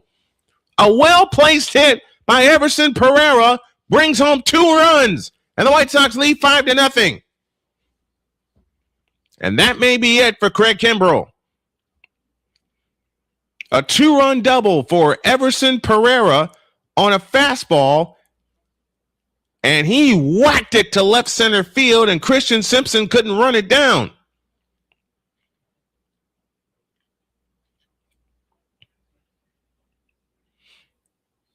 Pereira's 5th double this season brings in 2 runs. And the pitch to Romo is swung on and driven and popped up on the infield. Here comes Aranda. He's got it. Inning over. But the White Sox get 2 big runs on 2 hits. No errors, 1 left. To the bottom of the 6th. 5-0 White Sox. This is the Snowman Multimedia Sports Network.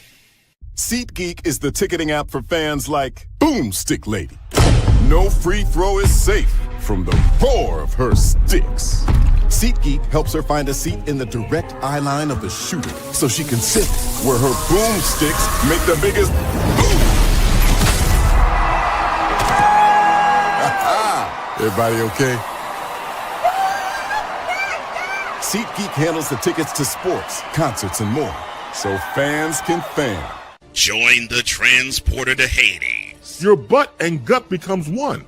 Join the reformer of hooker whores. This is my daughter, Placenta Booty Johnson. Join the bronze car. Whenever you are in distress, take off your baseball cap and throw it in the air. Join your very own superhero of broadcasting, Chris Bass. So whatever color crayon they get, they palm it and do 2 circles, and that translates to, I can beat up black people. As she takes you through the week's paces in Baseline. Live every Saturday at 8 a.m. Eastern, 7 a.m. Central, Pacific Time Zone people, just stay asleep when this is on live and just catch the recording. Oh, I'm sorry. Exclusively on the Chris Bass YouTube channel.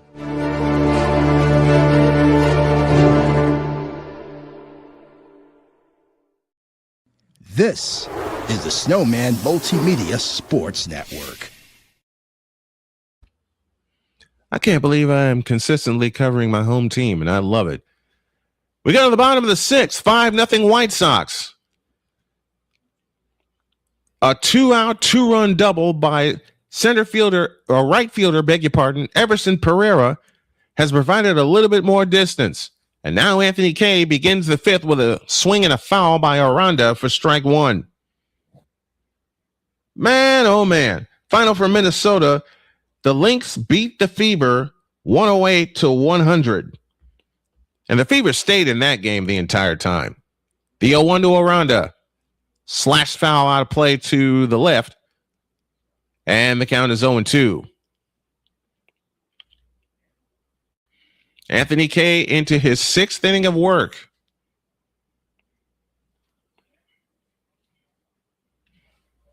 I would like to try some of the foods they try. And a swing and a miss. Aranda is gone. One out in the sixth. Here comes Junior Caminero. Two big runs in the fifth from the White Sox. Since July 27th, the White Sox shut down Yordan Alvarez in a series, Ben Rice in a series, and now Junior Caminero, who takes a changeup inside for ball one. Caminero 1 for 8 in this series. Rice was 3 for 16 in the series against us at New Comiskey Park. And then Yordan Alvarez, Yordan, one of my favorite sluggers, was 1 for 9. And a swing and a miss on a changeup outside, and the count's 1-1 to Junior Caminero. This is all since July 27th that the big sluggers for the teams that we see have been shut down. Caminero 0 for 2 today. K from the windup and the 1-1 pitch. A cutter outside. And they want to take a look, and I think that's a foolish challenge. It's going to be confirmed as a ball. Yep, it is, and it's 2-1. So the White Sox are out of challenges, ABS challenges, that is, for the remainder of the game. You're allowed 2 each game. 2-1 the count to Junior Caminero. The pitch on the way. A cutter missed inside, and it's 3-1. What gave Anthony Kay the advantage, he protected a 3-0 lead in the fourth inning when the bases were loaded with 1 out, and he got out of it. 3-1 pitch, bounced foul, third base side, and the count's full 3-2.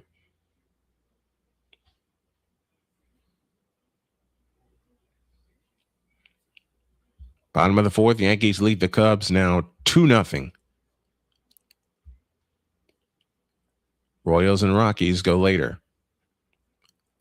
From the windup, the payoff pitch. A swing and a tapper over Kay's head to Mydroth. Jump, throw, and safe.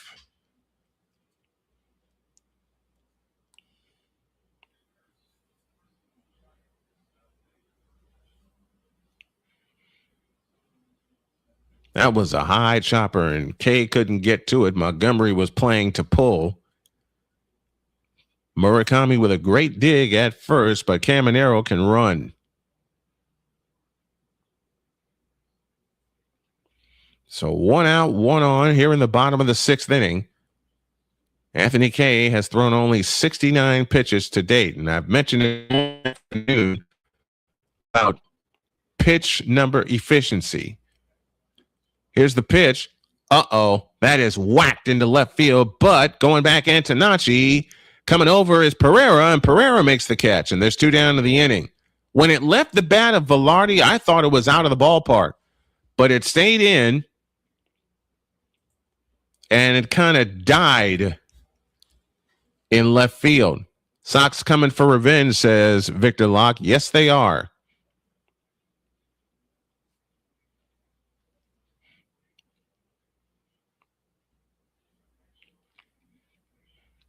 Braves have taken the lead over the Nationals 3-2 in the bottom of the sixth. Kay's pitch on the ground and through for a base hit in the right. Caminero stops at second. And now 2 hits in this inning, and this may be Anthony Kay's final inning. But I think he still has a few pitches left in him. We will see how Will Venable plays it. Christian Simpson with a base hit to right. And here's Johnny DeLuca. Next time we'll be with you will be Tuesday night as the White Sox face the Boston Red Sox, and we're definitely coming to Fenway Park for revenge. The Rays swept us at home, and then the Red Sox swept us at home. We're getting revenge on both of them. The pitch, a sweeper for a strike, and the count's 0-1. Johnny DeLuca is 0 for 2 this afternoon.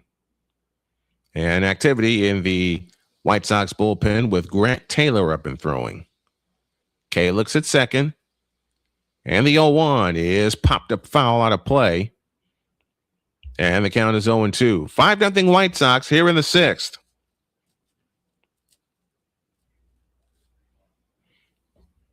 And let me make a correction that in the top of this sixth inning, there was only one hit, not two.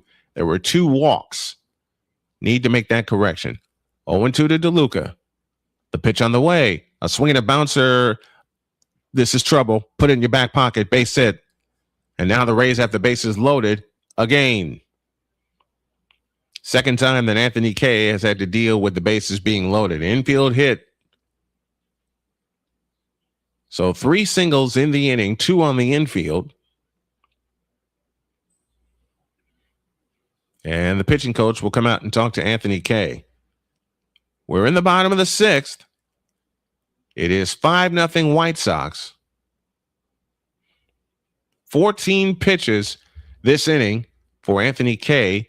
His max was 18 in the fourth when he survived a bases loaded jam. And there is Ben Williamson, who grounded to short for the White Sox to get out of their first bases loaded jam. They got another one right now here in the bottom of the sixth inning.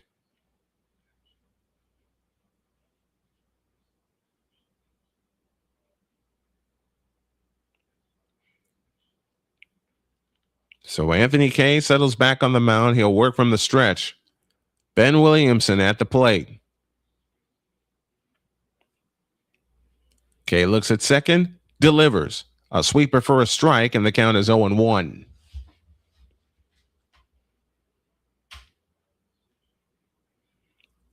The count to Ben Williamson. Bases loaded, 2 outs. The pitch, a cutter inside, and it's even, 1 ball, 1 strike. Williamson is 0 for 2 this afternoon. Anthony Kay is set. He looks at second, takes a deep breath. And the 1-1 pitch, a swing and a bouncing ball to short. Montgomery will go the short way to second, and the inning is over. So for the second time today, Anthony Kay and the White Sox escape a bases-loaded jam. Done with 5. White Sox 5, Rays nothing on the Snowman Multimedia Sports Network. This is the Snowman Multimedia Sports Network. The Big Ten. You can say you're not impressed. You can say you're not happy. You can say all these things, but no, whatever the case may be, the Buckeyes are on top of the football world. And it's just where it is. The SEC. But I blame one person for this. One person? What one person are you going to be blaming?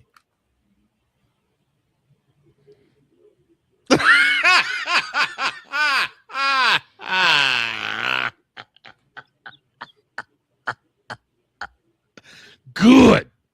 I don't give a crap.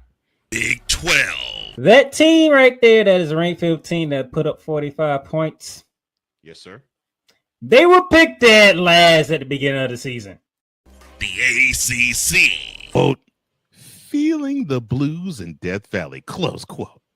Duke ends a 45-year drought in Clemson. You are coaching a team, son. Get with the program and worry about your program. The CLP rankings, do away with that. Right. Do away with it. Bring down the gridiron on the Playmakers Network YouTube channel and where you can find podcasts. This is the Snowman Multimedia Sports Network.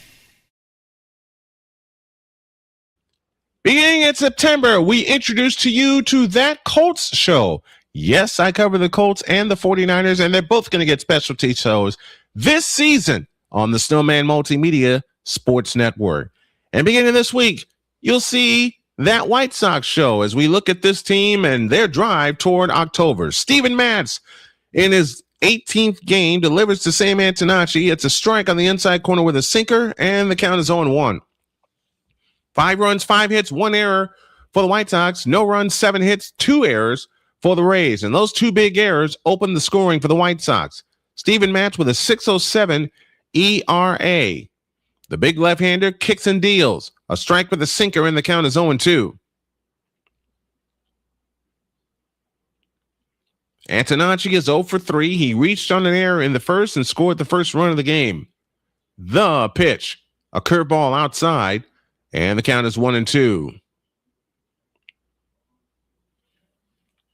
Sam Antonacci, the top of the order, leading it off for the White Sox here in the 7th. Here she comes. It's outside with a sinker, and it's 2-2.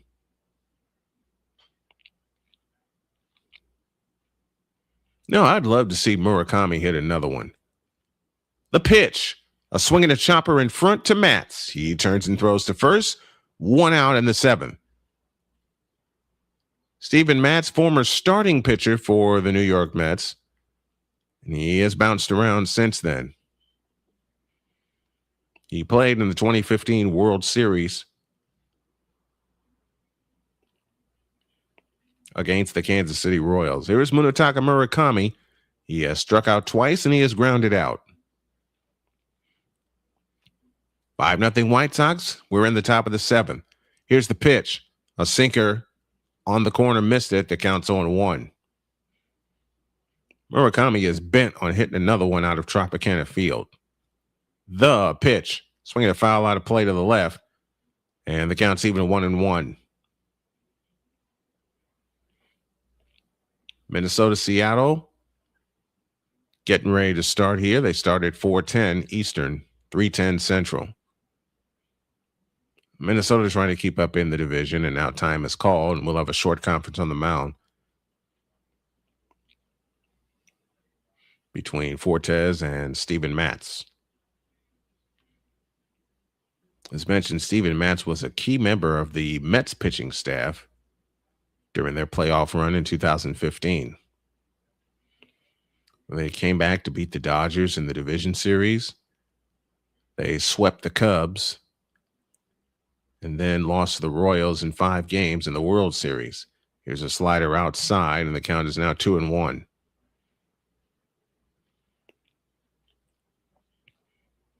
Munetaka Murakami is 0 for 3. The pitch, a sinker for a strike, and the count is now even at 2-2. I'm looking at Matz's motion, and I haven't seen it in a while.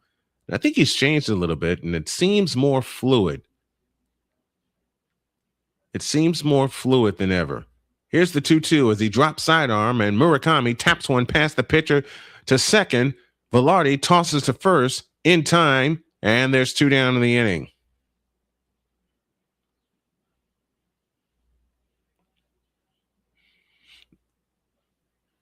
His windup, talking about Steven Matz, reminded me a little bit of Steve Carlton, because Carlton's left-handed motion was very, very fluid. Miguel El Tigre Vargas is 0 for 3, and he takes a ball outside on a changeup, and it's 1-0. He has grounded out, he has flied out, and he has struck out. The 1-0, a sinker for a strike right in the top of the zone, and the count is now even at 1-1. 1 ball, 1 strike to count. The pitch. Swinging a ground ball to third. Up with it, Caminero. The toss across to first. In time. Aranda reaches up to grab it. Inning over. White Sox go up and out in order in the 7th. Time to stretch. We go to the bottom of the 7th inning. White Sox 5. Rays nothing on the Snowman Multimedia Sports Network. This is the Snowman Multimedia Sports Network.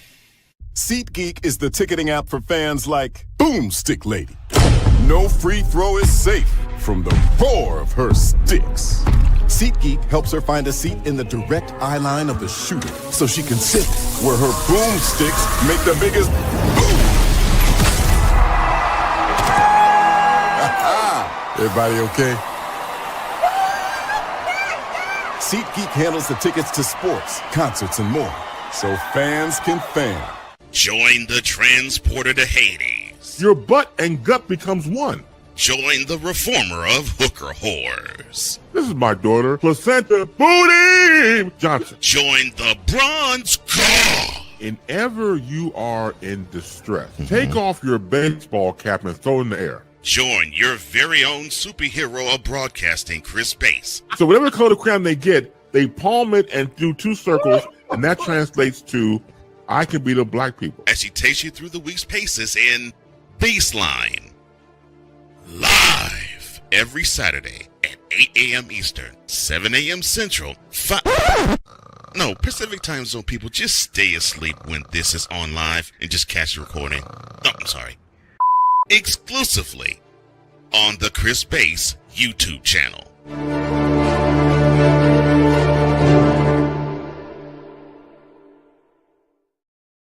This is the Snowman Multimedia Sports Network.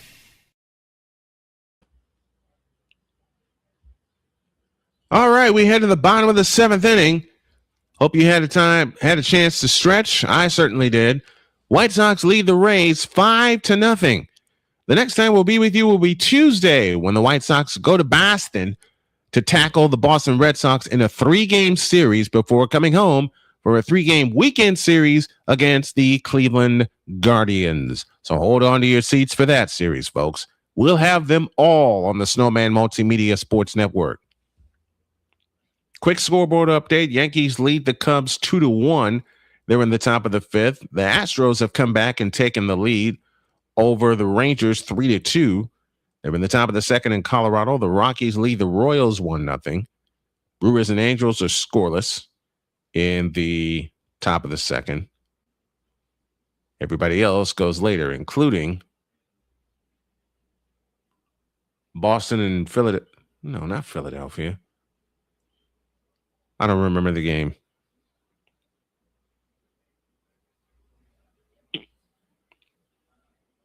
Anthony Kay is on for the seventh inning. He wiggled out of a bases loaded jam last inning. Red Sox and Dodgers. I thought it was the Dodgers. Red Sox and Dodgers at 7:20. And Anthony Kay has been terrific, producing a lot of ground ball outs, including inducing a double play. Made a great play off the mound on a sacrifice. So Anthony Kay is leading for the player of the game, and he's wiggled out of 2 bases loaded jams.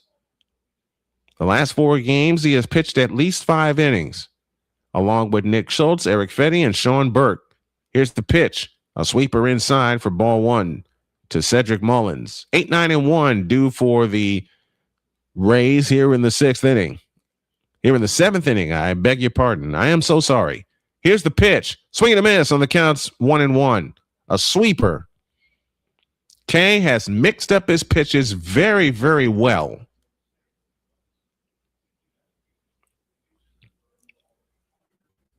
Kay from the chest high line delivers a swing and a slap foul to the left. And the count is now 1-2. Will Venable, the White Sox manager, I wasn't so sure about what he could do, but boy, he has proven me wrong, and I'm glad of it. I am glad of it. 1-2 to Cedric Mullins. Kay is ready. He takes a step, rocks, kicks, and deals upstairs with a fastball. And the count is 2-2. 5-0 White Sox here in the bottom of the 7th inning. 5-5-1 for the White Sox. 0-7-1 for the Rays. Kay from the windup and the 2-2 pitch. Swing and a miss on a slider. 1 down in the 7th inning.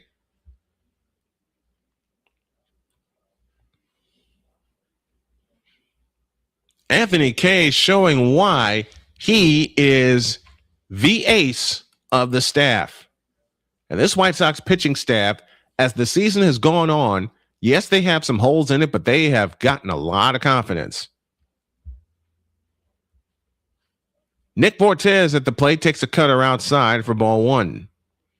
Fortes is 0 for 2 this afternoon, a pop out and a line out.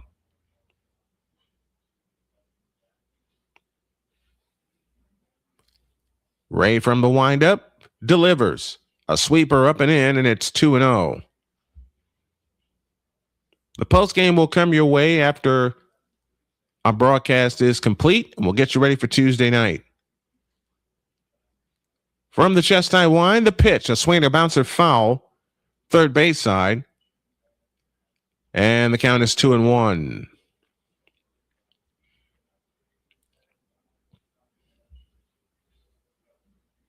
Grant Taylor waiting in the White Sox bullpen. He is warmed up and ready. The 2-1 pitch, high and outside, 3-1. Let's see if Anthony Kay can come back to get him. Braves lead the Nationals 3-2. They're in the bottom of the seventh. The Guardians are shutting out Arizona 5-0. They're in the top of the sixth, and they're also delayed. Guessing rain. Here's the 3-1 pitch. Foul to the backstop, and the count's full 3-2. Now, let's see if Kay can put them away. Reds lead the Pirates 8-1. They're in the bottom of the fourth inning. Ouch. I know Dr. DeLay is not happy being a Pirates fan, and he's doing broadcasts of their games. 3 balls, 2 strikes. Kay is ready. From the windup. The pitch on the way, slapped foul to the right, and we'll do it again.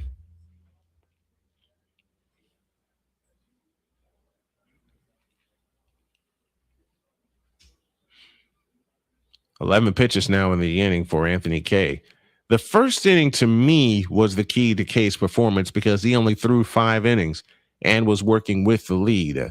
The payoff pitch is low and inside for ball 4 with a sinker. Saw Kay jump up and down because he knew he missed it. Here comes Will Venable, and he'll go get Grant Taylor. So a great job by Anthony Kay, going 6 1/3, giving up no runs on 7 hits. He struck out 6 on the afternoon. Grant Taylor's on his way in. We'll tell you about him in 1:40 on the Snowman Multimedia Sports Network. This is the Snowman Multimedia Sports Network. SeatGeek is the ticketing app for fans like Boomstick Lady. No free throw is safe from the roar of her sticks. SeatGeek helps her find a seat in the direct eye line of the shooter so she can sit where her boomsticks make the biggest boom. Everybody okay? SeatGeek handles the tickets to sports, concerts, and more, so fans can fan. Join the transporter to Hades. Your butt and gut becomes one. Join the reformer of hooker whores. This is my daughter, Placenta Booty Johnson. Join the bronze claw. Whenever you are in distress, take off your baseball cap and throw it in the air. Join your very own superhero of broadcasting, Chris Bass. So whatever color crayon they get, they palm it and do 2 circles, and that translates to I can beat up black people. As he takes you through the week's paces in Baseline. Live every Saturday at 8 a.m. Eastern, 7 a.m. Central, Pacific Time Zone people, just stay asleep when this is on live and just catch the recording. Exclusively on the Chris Bass YouTube channel.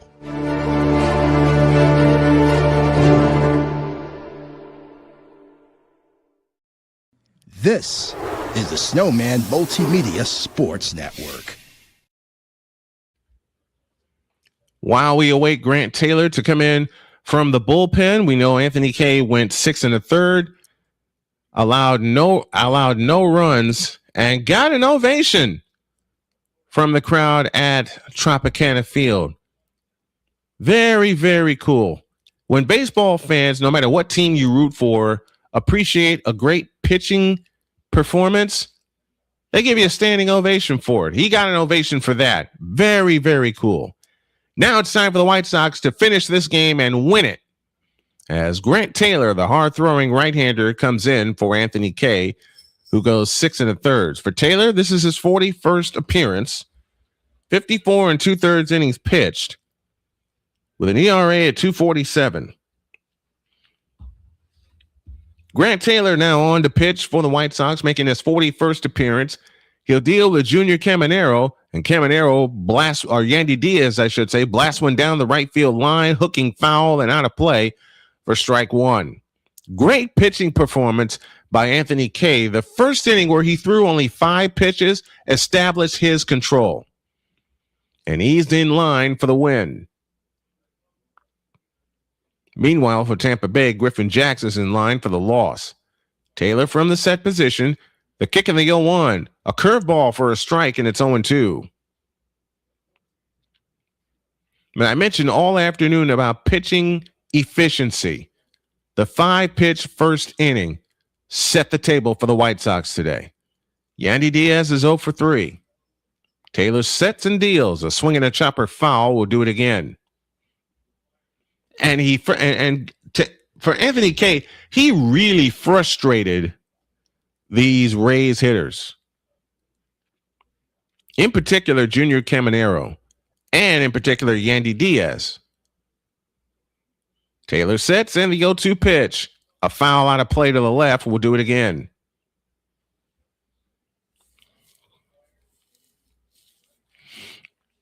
Oh, 0-2 to Yandy Diaz, who is 0 for 3. A fly out, a pop out, and a ground out. Taylor from the set position. And the pitch. A curveball low, and it's 1-2. And except for one error in the field, which I think belongs to Murakami, the White Sox have been terrific in the field. And then the other point for Anthony Kay, he escaped not 1 but 2 bases loaded jams. The pitch on the way, swinging a foul, will do it again. So now you bring in the hard throwing right-hander Grant Taylor.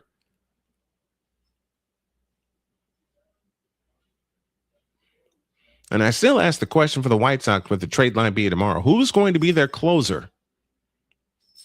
They already picked up Jose Urquidy, a well-traveled veteran. 1-2 the counter, and the pitch, a swing and a foul, will do it again.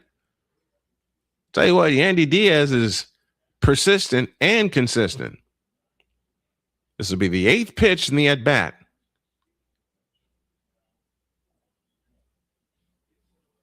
Taylor sets again. And the 1-2 pitch, swing and a miss on a curveball. Yandy Diaz is now 0 for 4, and there's 2 down in the 7th.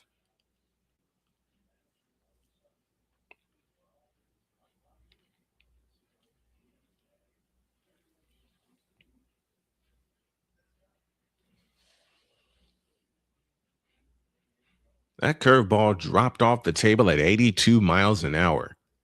Yikes. Just plain yikes. Here's Aranda, who swings and grounds one to short. Colson Montgomery with a toss to first. Got him, inning over. So Grant Taylor does his job in 2/3 of an inning, doesn't allow anything. We are through 7. Your score, the White Sox 5 and the Rays nothing on the Snowman Multimedia Sports Network. This is the Snowman Multimedia Sports Network. The Big Ten. You can say you're not impressed. You can say you're not happy. You can say all these things, but no, whatever the case may be, the Buckeyes are on top of the football world. And it's just where it is. The SEC. But I blame one person for this. One person. What one person are you going to be blaming?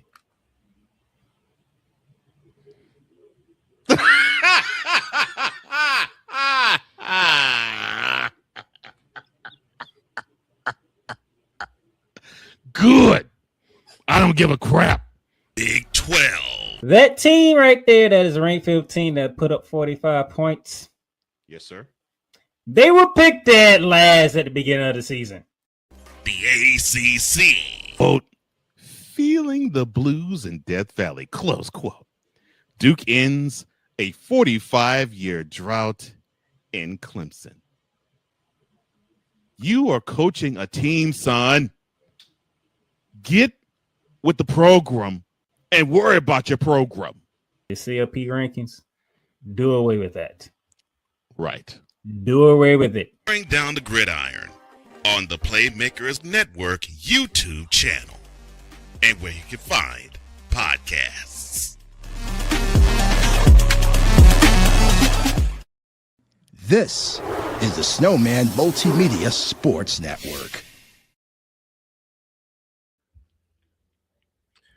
We go to the top of the 8th inning in St. Petersburg, and the White Sox lead the Rays 5-0, looking for 2 out of 3 in Tampa.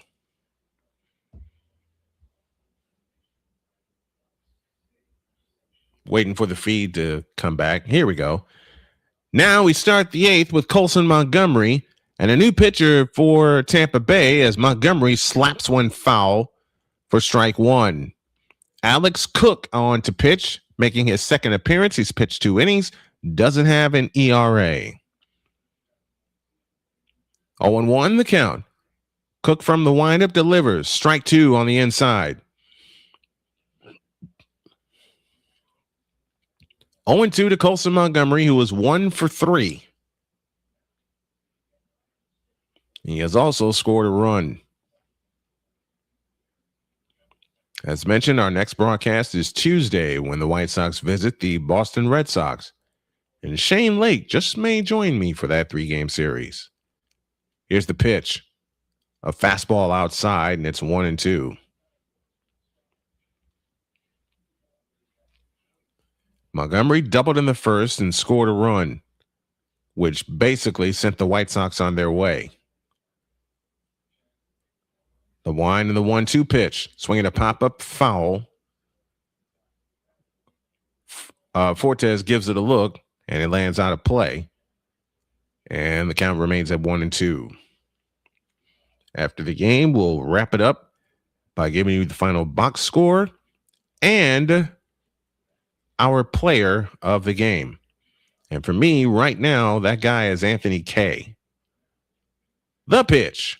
Strike 3 called with a changeup, and Montgomery knew it. And he just mouthed the words, "I knew it." Here is Anthony Benintendi, who has helped the White Sox along with a home run today to extend the lead to 3-0. And then Everson Pereira made it 5-0. The betting bomb was his 12th of the year. Here's the pitch, low with a fastball for ball 1.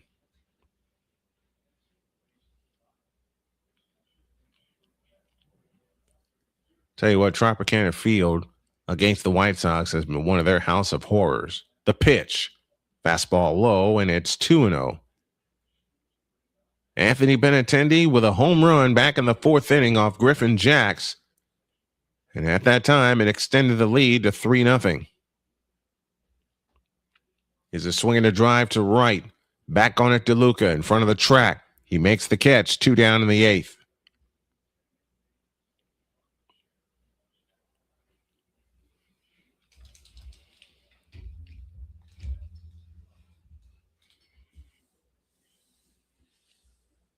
Here's Peters, who has singled, he has walked, he has scored a run, and he has stolen a base. Here's the pitch, a strike called, and it's 0-1. White Sox have stolen 4 bases today, including a double steal in the first. From the windup, the 0-1, low and inside with a slider, and the count's now even, 1 ball, 1 strike.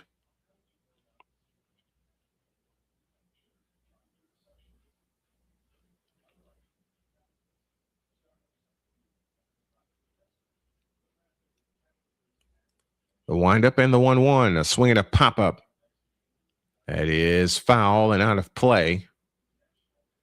And the count is now 1 ball and 2 strikes. Don't forget our post-game show after the game. We give you all the final numbers. I will have my thoughts, and we'll have our player of the game.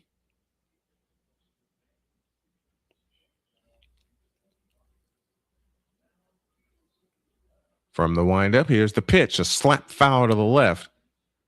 Count remains where it is at 1-2.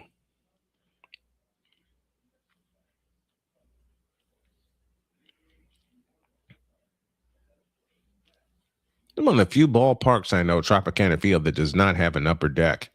1-2 pitch, a slider low, and it's even at 2-2. One of the few parks I know that does not have an upper deck. At least not in the outfield. They have one all around the park, but not in the outfield. So I should correct myself. Upper deck in the outfield. Here's the 2-2. A swing and a high fly ball into left. Going out is Caminero. He will make the catch, and the inning is over. We go to the bottom of the 8th. White Sox 5, Tampa Bay nothing on the Snowman Multimedia Sports Network. This is the Snowman Multimedia Sports Network. SeatGeek is the ticketing app for fans like Boomstick Lady. No free throw is safe from the roar of her sticks. SeatGeek helps her find a seat in the direct eye line of the shooter so she can sit where her boomsticks make the biggest boom. Everybody okay? SeatGeek handles the tickets to sports, concerts, and more, so fans can fan. Join the transporter to Hades. Your butt and gut becomes one. Join the reformer of hooker whores. This is my daughter, Placenta Booty Johnson. Join the bronze car. Whenever you are in distress, take off your baseball cap and throw it in the air. Join your very own superhero of broadcasting, Chris Bass. So whatever color crayon they get, they palm it and do 2 circles, and that translates to, I can beat up black people. As he takes you through the week's paces in Baseline. Live every Saturday at 8 a.m. Eastern, 7 a.m. Central, Pacific Time Zone people, just stay asleep when this is on live and just catch the recording. Oh, I'm sorry. Exclusively on the Chris Bass YouTube channel.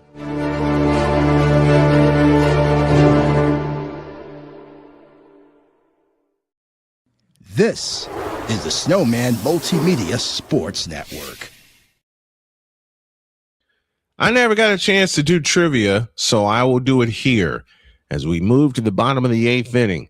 Against the Rays on July 23rd, 2009, a White Sox pitcher tossed a perfect game against the Rays. Who did the job? That's our trivia question for today. Junior Caminero will lead off the bottom of the 8th, facing Grant Taylor, who will work from the windup and delivers a curveball down in the dirt low for ball 1. Grant Taylor, 2/3 of an inning so far. Anthony Kay goes 6 1/3, doesn't allow a run. Taylor fires. Ground ball up the middle and through for a base hit. Number 8 on the afternoon for the Rays.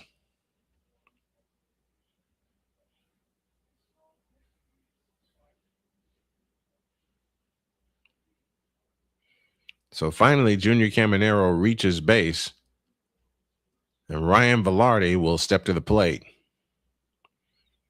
Velarde is 2 for 3. He has 2 singles. He's hitting .259 on the season. You don't want to give this Rays team any kind of confidence when you have held them off all day. Taylor from the stretch delivers a fastball upstairs for ball 1.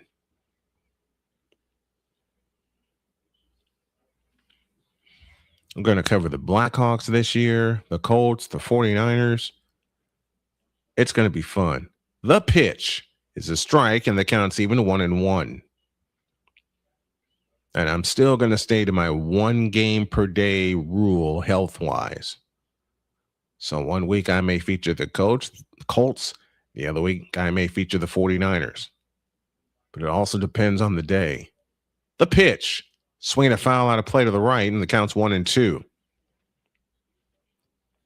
White Sox have also turned a double play today.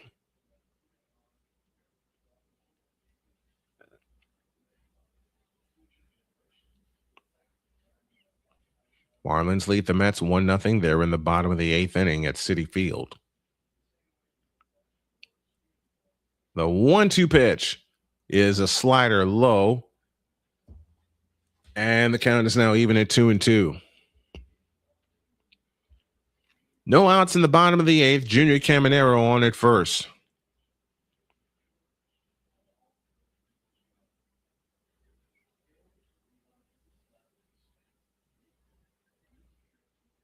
Here's the pitch. Swing a ground ball to third. Vargas to my draw. To Murakami. Rack him up. 2, a double play.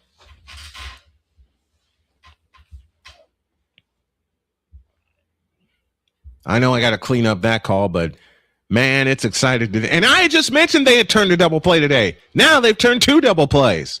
2 out in the 8th.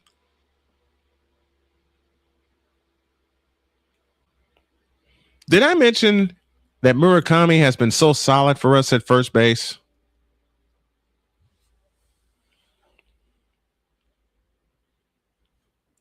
So 2 out in the 8th. And here is Christian Simpson, who fouls one off for strike 1. Simpson is 2 for 2, a sacrifice bunt, and 2 singles. Hitting .294 on the season. The 0-1, a curveball strike, and the count is 0-2. Every White Sox pitcher that has come in today has been very efficient with their pitches. We've only used 2 pitchers, the starter Anthony Kay and now right-hander Grant Taylor. The 0-2, a slider low, and it's 1-2.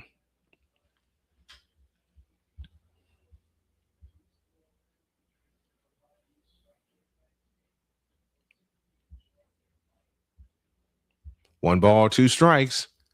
Taylor from the chest high wind delivers a curveball low, and it's 2-2.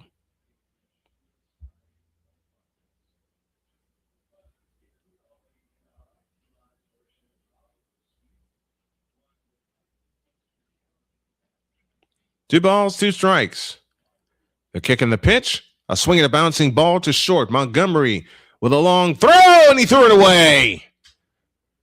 Into foul territory, and Simpson will come into second, and that's an error on Colson Montgomery. Doggone it.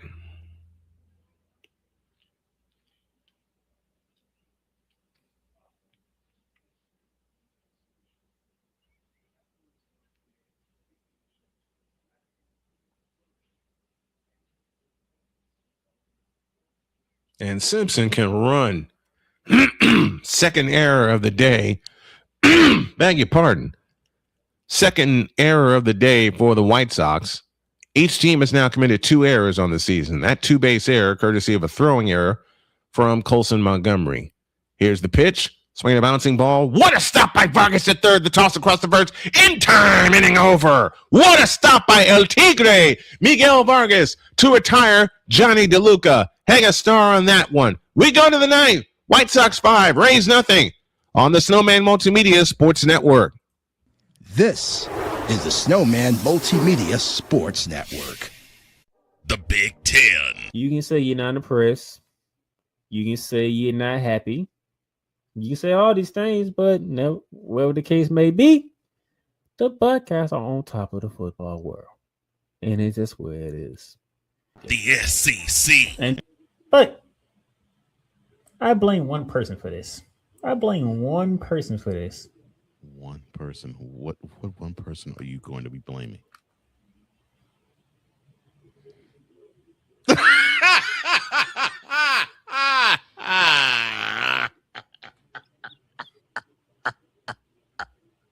Good. I don't give a crap. Big 12. That team right there that is ranked 15 that put up 45 points.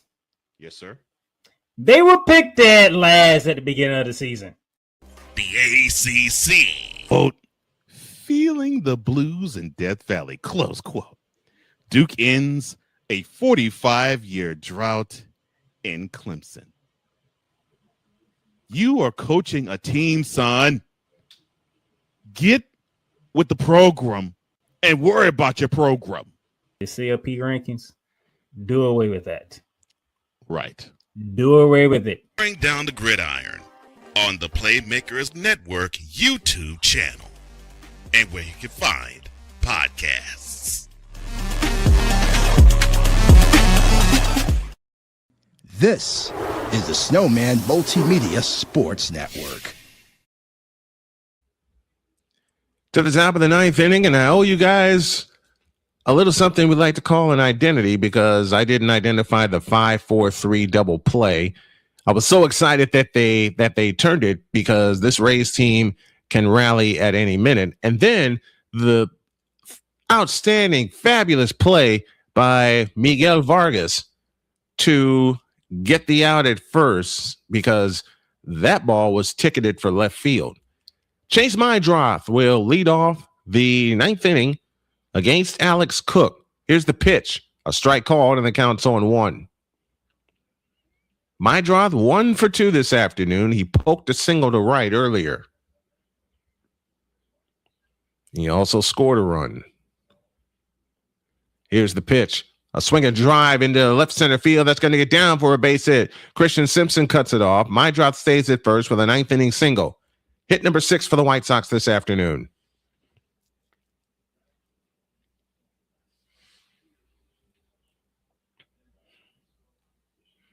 Here is Everson Pereira, who delivered perhaps the knockout punch with a 2-run double in the 6th. Which do you guys think was the hit of the game? Was it Benintendi's homer or Pereira's double? I'm thinking that's Pereira's double. Here's the pitch. Slider low for ball 1. I think it was Pereira's double because when it was 3-0, you still would think that Tampa Bay was in reach. And then Pereira knocked him out with a 2-run double in the 6th, which came with 2 out. Here's the pitch. Swinging a high fly ball into deep left field. Back goes Simpson at the track, at the wall. It's a gunner! Everson Pereira delivers a gunner with a 2-run homer, and the White Sox now lead 7-0. What? Just when I had asked, which hit do you guys think was the hit of the day? Was it Benintendi's home run or was it Pereira's double? Everson Pereira says, hey, Snowman, take a look at this. And he rocked one out of here to left center field. Wow.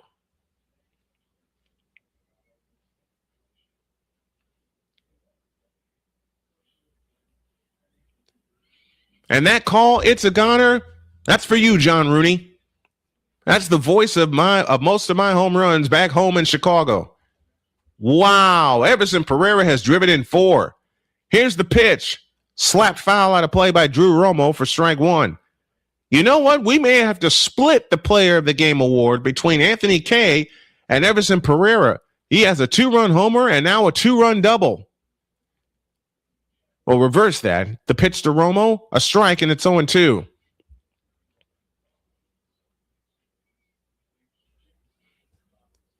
Pereira, a 2-run double in the 6th, and now a 2-run homer in the 9th with no outs. That double came with 2 outs.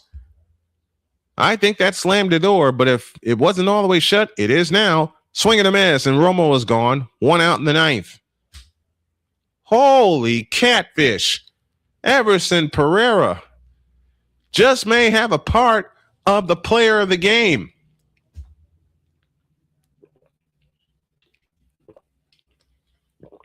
Duncan Davitt now throwing for the White Sox in their bullpen. Chris Roycroft throwing for Tampa Bay. Here's Sam Antonacci, who takes one inside for a ball, and it's 1-0. What a home run by Everson Pereira. And as I said, that call, it's a goner, is for John Rooney.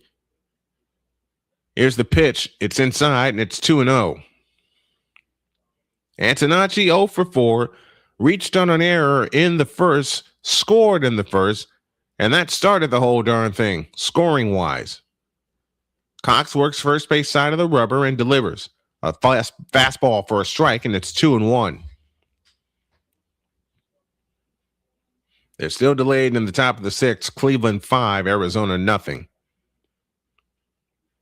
Here's the pitch. A changeup outside, and it's 3-1. 7-0 White Sox here in the top of the 9th inning. The pitch on the way, swinging a foul out of play. Oh, wait a minute. That's down the line. Caminero racing into foul territory makes the catch. Thought it was going to go out of play, and Caminero said, no, you don't.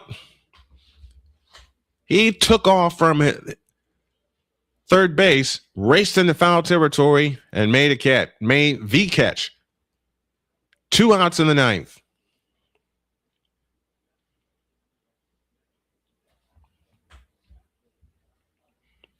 Cook from the windup delivers to Murakami, a swing and a miss on a fastball at 95 for strike one. Murakami is 0 for 4. He has struck out twice, and he has grounded out twice. 0-1. The pitch. He did offer, and that's a strike, and the count is now 0-2. Tough day for Murakami, but not a tough day for the White Sox, as they have 7 runs on the board. They scored 6 on Friday. Here she comes, swinging a foul, and we'll do it again at 0-2.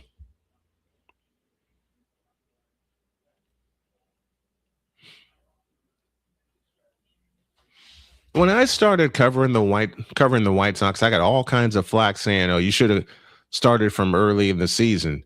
Here's the pitch, a changeup outside, and the count's 1-2. And you know what? I thought the same thing. I thought, I don't deserve to cover this team, but yes, I do. No matter when and where, I have to get back in the booth and start doing what I love because I love to do it. From the windup, the 1-2 pitch, a fastball outside, and it's 2-2. I have to do what I love because I love it. I had to rediscover my love for doing play-by-play, and the rest will take care of itself. Here's the 2-2 pitch, fastball high and wide, and it's 3-2.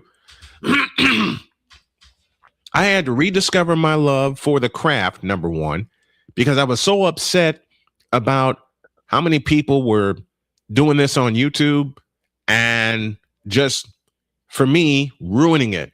The payoff pitch, swinging a drive to right and down for a base hit into the corner. Murakami around first. He'll jog into second with a 2-out double. So Munetaka Murakami ends the drought and gets a double to right here in the ninth inning. 8 hits now for the White Sox. And I know he has to be breathing a sigh of relief.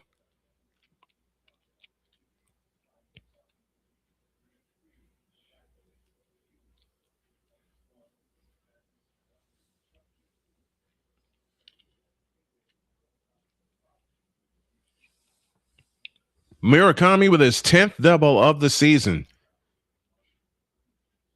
And as I said, I know he'll breathe a sigh of relief as Cook is out of here. We'll tell you about the new pitcher in 100 seconds on the Snowman Multimedia Sports Network. This is the Snowman Multimedia Sports Network. SeatGeek is the ticketing app for fans like Boomstick Lady. No free throw is safe from the roar of her sticks. SeatGeek helps her find a seat in the direct eye line of the shooter so she can sit where her boomsticks make the biggest boom. Everybody okay?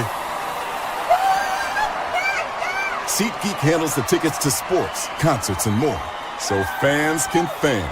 Join the transporter to Hades. Your butt and gut becomes one.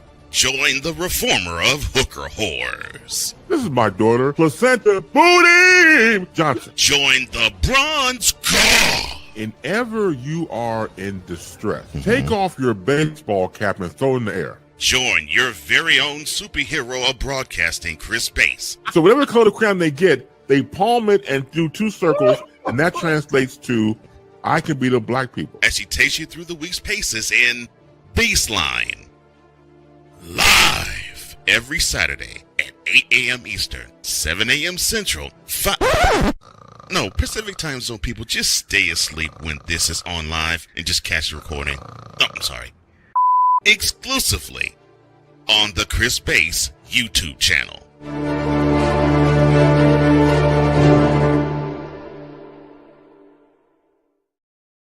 This is the Snowman Multimedia Sports Network. Chris Roykoff making his 15th appearance now on for the Tampa Bay Rays, and Miguel Vargas, who was also 0 for 4, swings and drives one to deep left. Back goes Simpson at the track, at the wall. It's a gunner! That ball is high. It is far. It is gone. The first one's for John Rooney, and the last one's for the late, great John Sterling. A 2-run bomb by Miguel El Tigre Vargas, and it's 9-0 White Sox.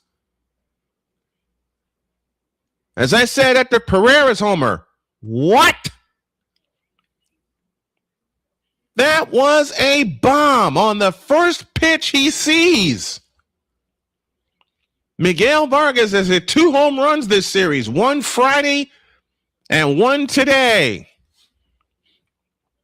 3 home runs in the game for the White Sox. Here's Colson Montgomery, who takes a pitch way outside for ball 1. So the White Sox get 2 in the first, they get 1 in the fourth, they get a pair in the 6th, and then 4 here in the 9th to slam the door.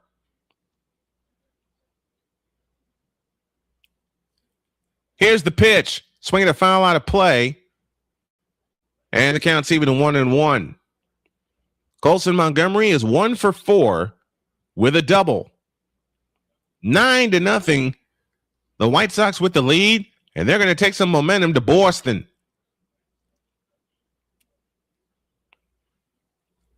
Here's the pitch. Swing and a miss, and the count's 1-2 on Colson Montgomery.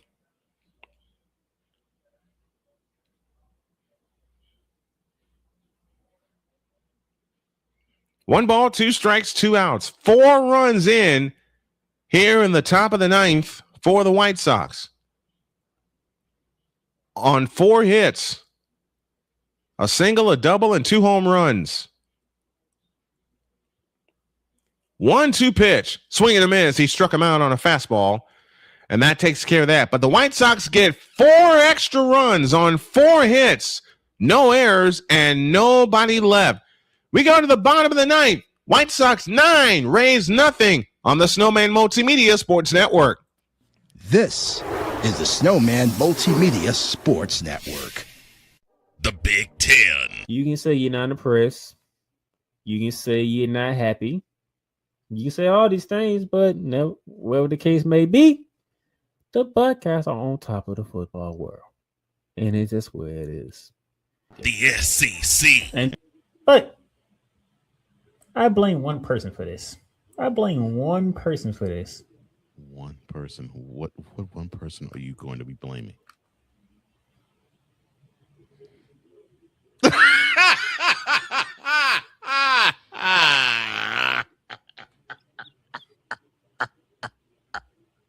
Good.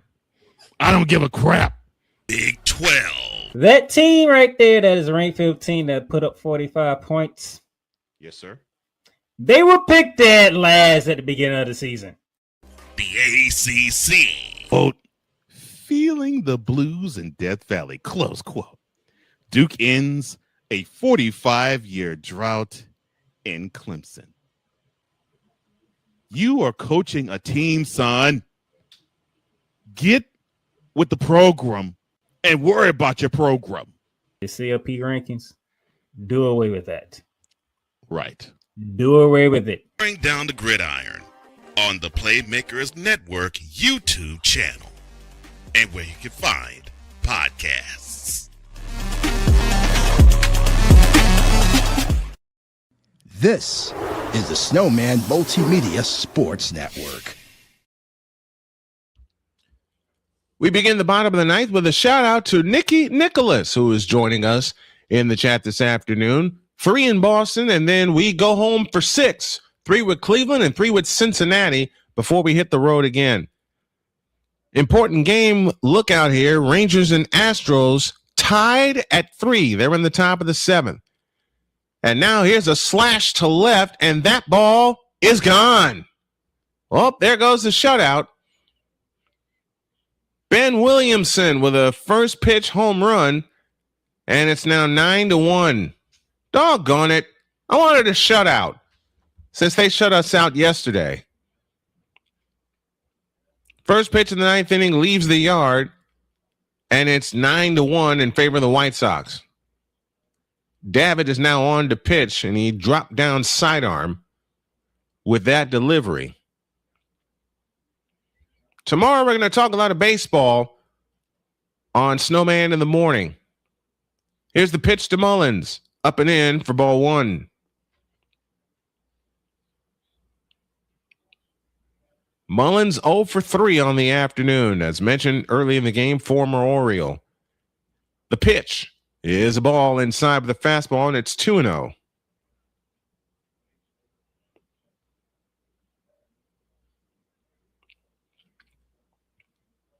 Two balls, no strikes to Cedric Mullins. The kick and the pitch is a slider for a strike. And it's not. It's 3-0. Miguel Vargas is at first base. Colson Montgomery moves to third. And Luisano Acuna now at shortstop. Defensive changes for the White Sox. The pitch. Strike called. It's 3-1. Fastball right down the middle. Cedric Mullins is struck out twice, and he is grounded out. The pitch on the way. A swing and a high pop into right, down the right field line. Vargas giving chase into the Tampa bullpen, and Vargas makes the catch after Meidroth ran into him.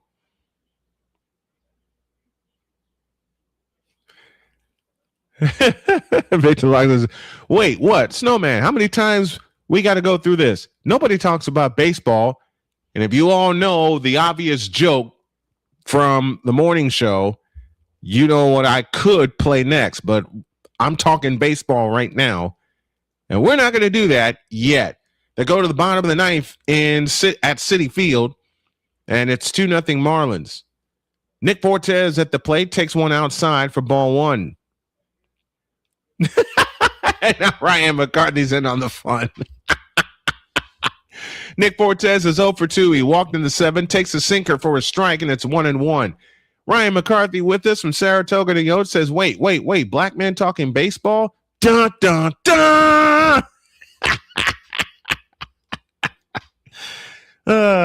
Thank you, Ryan McCarthy. The pitch on the way. It is driven to left and down for a base hit. Fortes will round first. He'll pull into second with a one-out double. That was a heck of a throw from Sam Antonacci. Red Sox and Dodgers on Sunday Night Baseball as Fortes collects his 14th double of the year.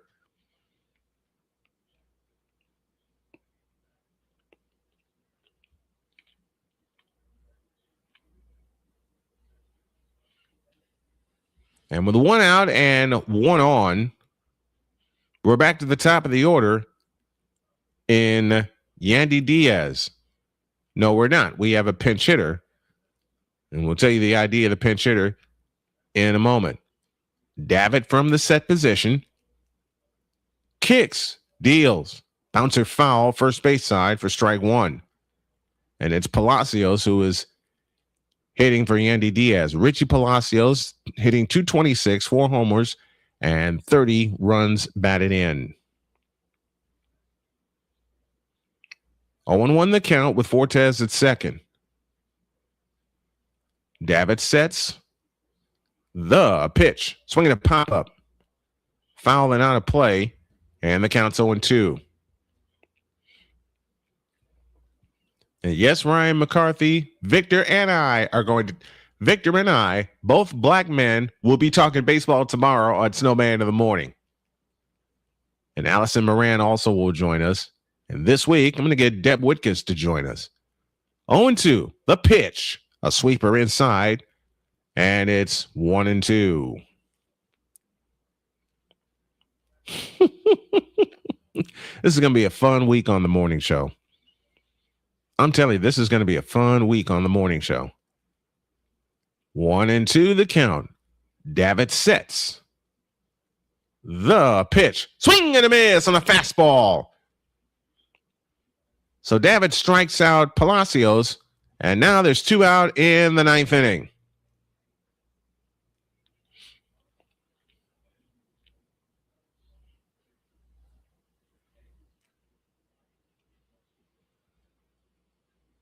David trying to retire the side after allowing the leadoff home run from Ben Williamson. The pitch, a swing and a ground ball to first. Murakami with a toss to David. That is that, and that's a White Sox winner. Ball game over. White Sox win. The White Sox win. As I pay tribute to both John Rooney and the late great John Sterling. The White Sox are the first visiting team to win a series at Tropicana Field since June 1st, when that feat was accomplished by the Detroit Tigers. What a performance for the White Sox, including 4 in the top of the 9th inning to slam the door shut. And they really did slam the door shut. Your final, the White Sox 9 and the Rays 1. We will come back with a postgame show and award our players of the game, because there are 2 of them, after this on the Snowman Multimedia Sports Network. This is the Snowman Multimedia Sports Network. Join the transporter to Hades. Your butt and gut becomes one. Join the reformer of hooker whores. This is my daughter, Placenta Booty Johnson. Join the bronze god. Whenever you are in distress, take off your baseball cap and throw it in the air. Join your very own superhero of broadcasting, Chris Bass. So whatever color crayon they get, they palm it and do 2 circles, and that translates to, I can be the black people. As he takes you through the week's paces in Baseline. Live every Saturday at 8 a.m. Eastern, 7 a.m. Central, Pacific Time Zone people, just stay asleep when this is on live and just catch the recording. Oh, I'm sorry. Exclusively on the Chris Bass YouTube channel.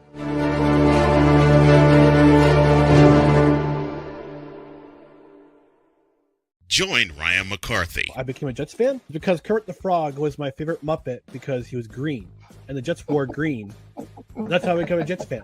And Dustin Henry. ESPN is cashing all in on let's pay a few personalities and we'll just kind of fill in the gaps. As they walk you through all of the world of sports from their perspective. The Albany Empire, it's a literal circus. No credentials required. Where, Ryan, say the tag. Where you don't need a press pass to talk sports. Every Monday at 8 p.m. Eastern, 7 p.m. Central. On YouTube and where you can find all podcasts.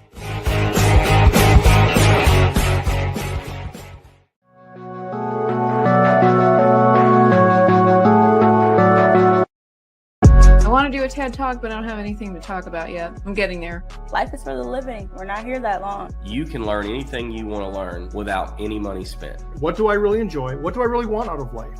I am your host, WIZE. Are you in a life holding pattern? Well, this is for you. Welcome to the Stuck in My Mind podcast. Live every Monday, Tuesday, and Wednesday at 4 p.m. Central.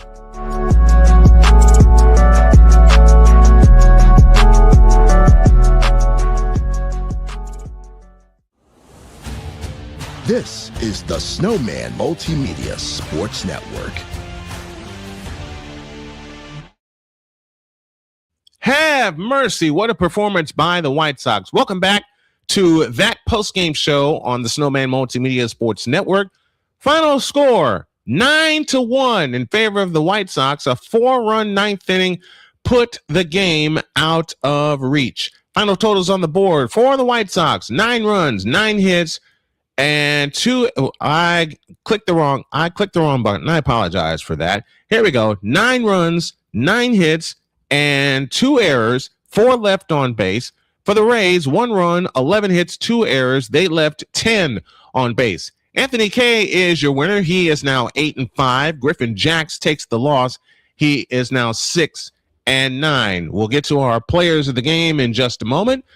But the scoring recap goes like this. With 2 outs in the top of the first, Andrew Benintendi reaches on a fielding error by Griffin Jacks. Antonacci scores Montgomery to third. And that was the first run of the game. And then the double steal happened to get Montgomery home. as Peters swiped second. Montgomery stole home, and it's 2-0 White Sox. To the fourth, Andrew Benintendi with a solo homer on a fly ball to right center field. That's his 12th. That made it 3-0.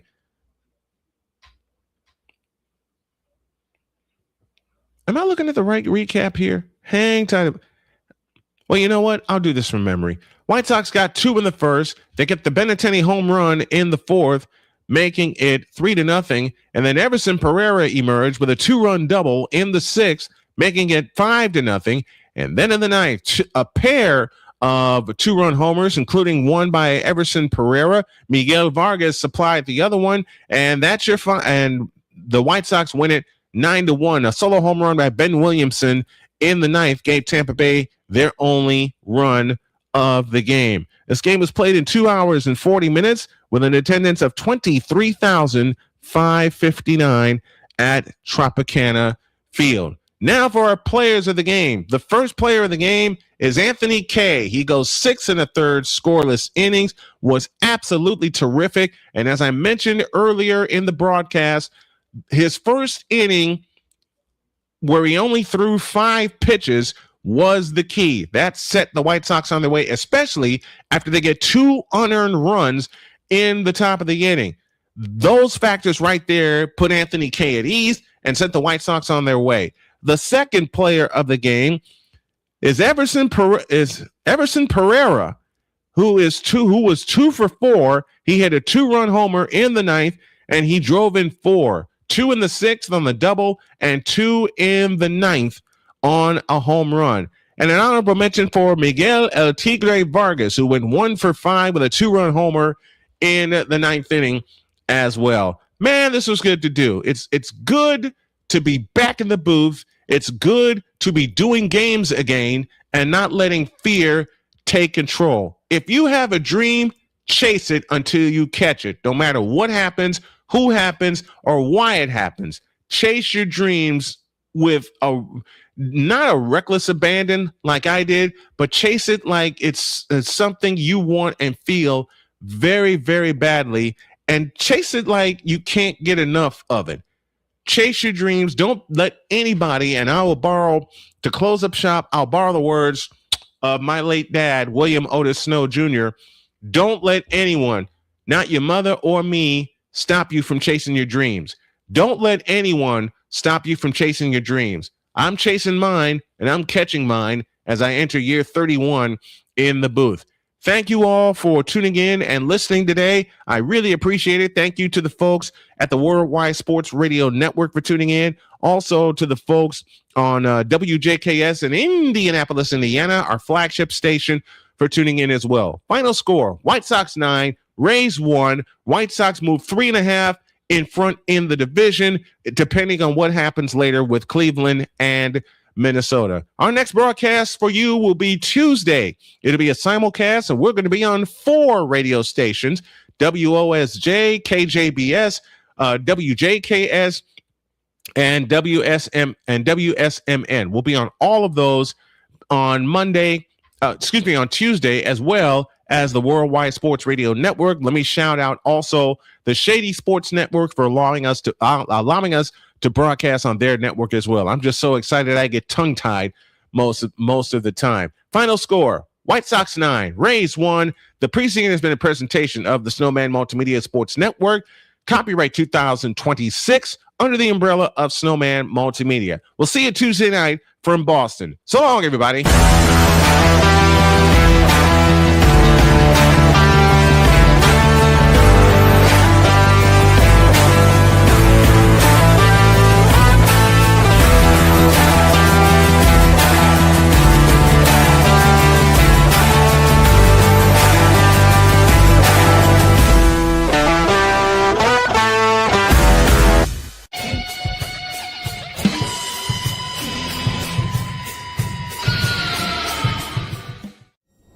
Preceding has been a presentation of the Snowman Multimedia Sports Network.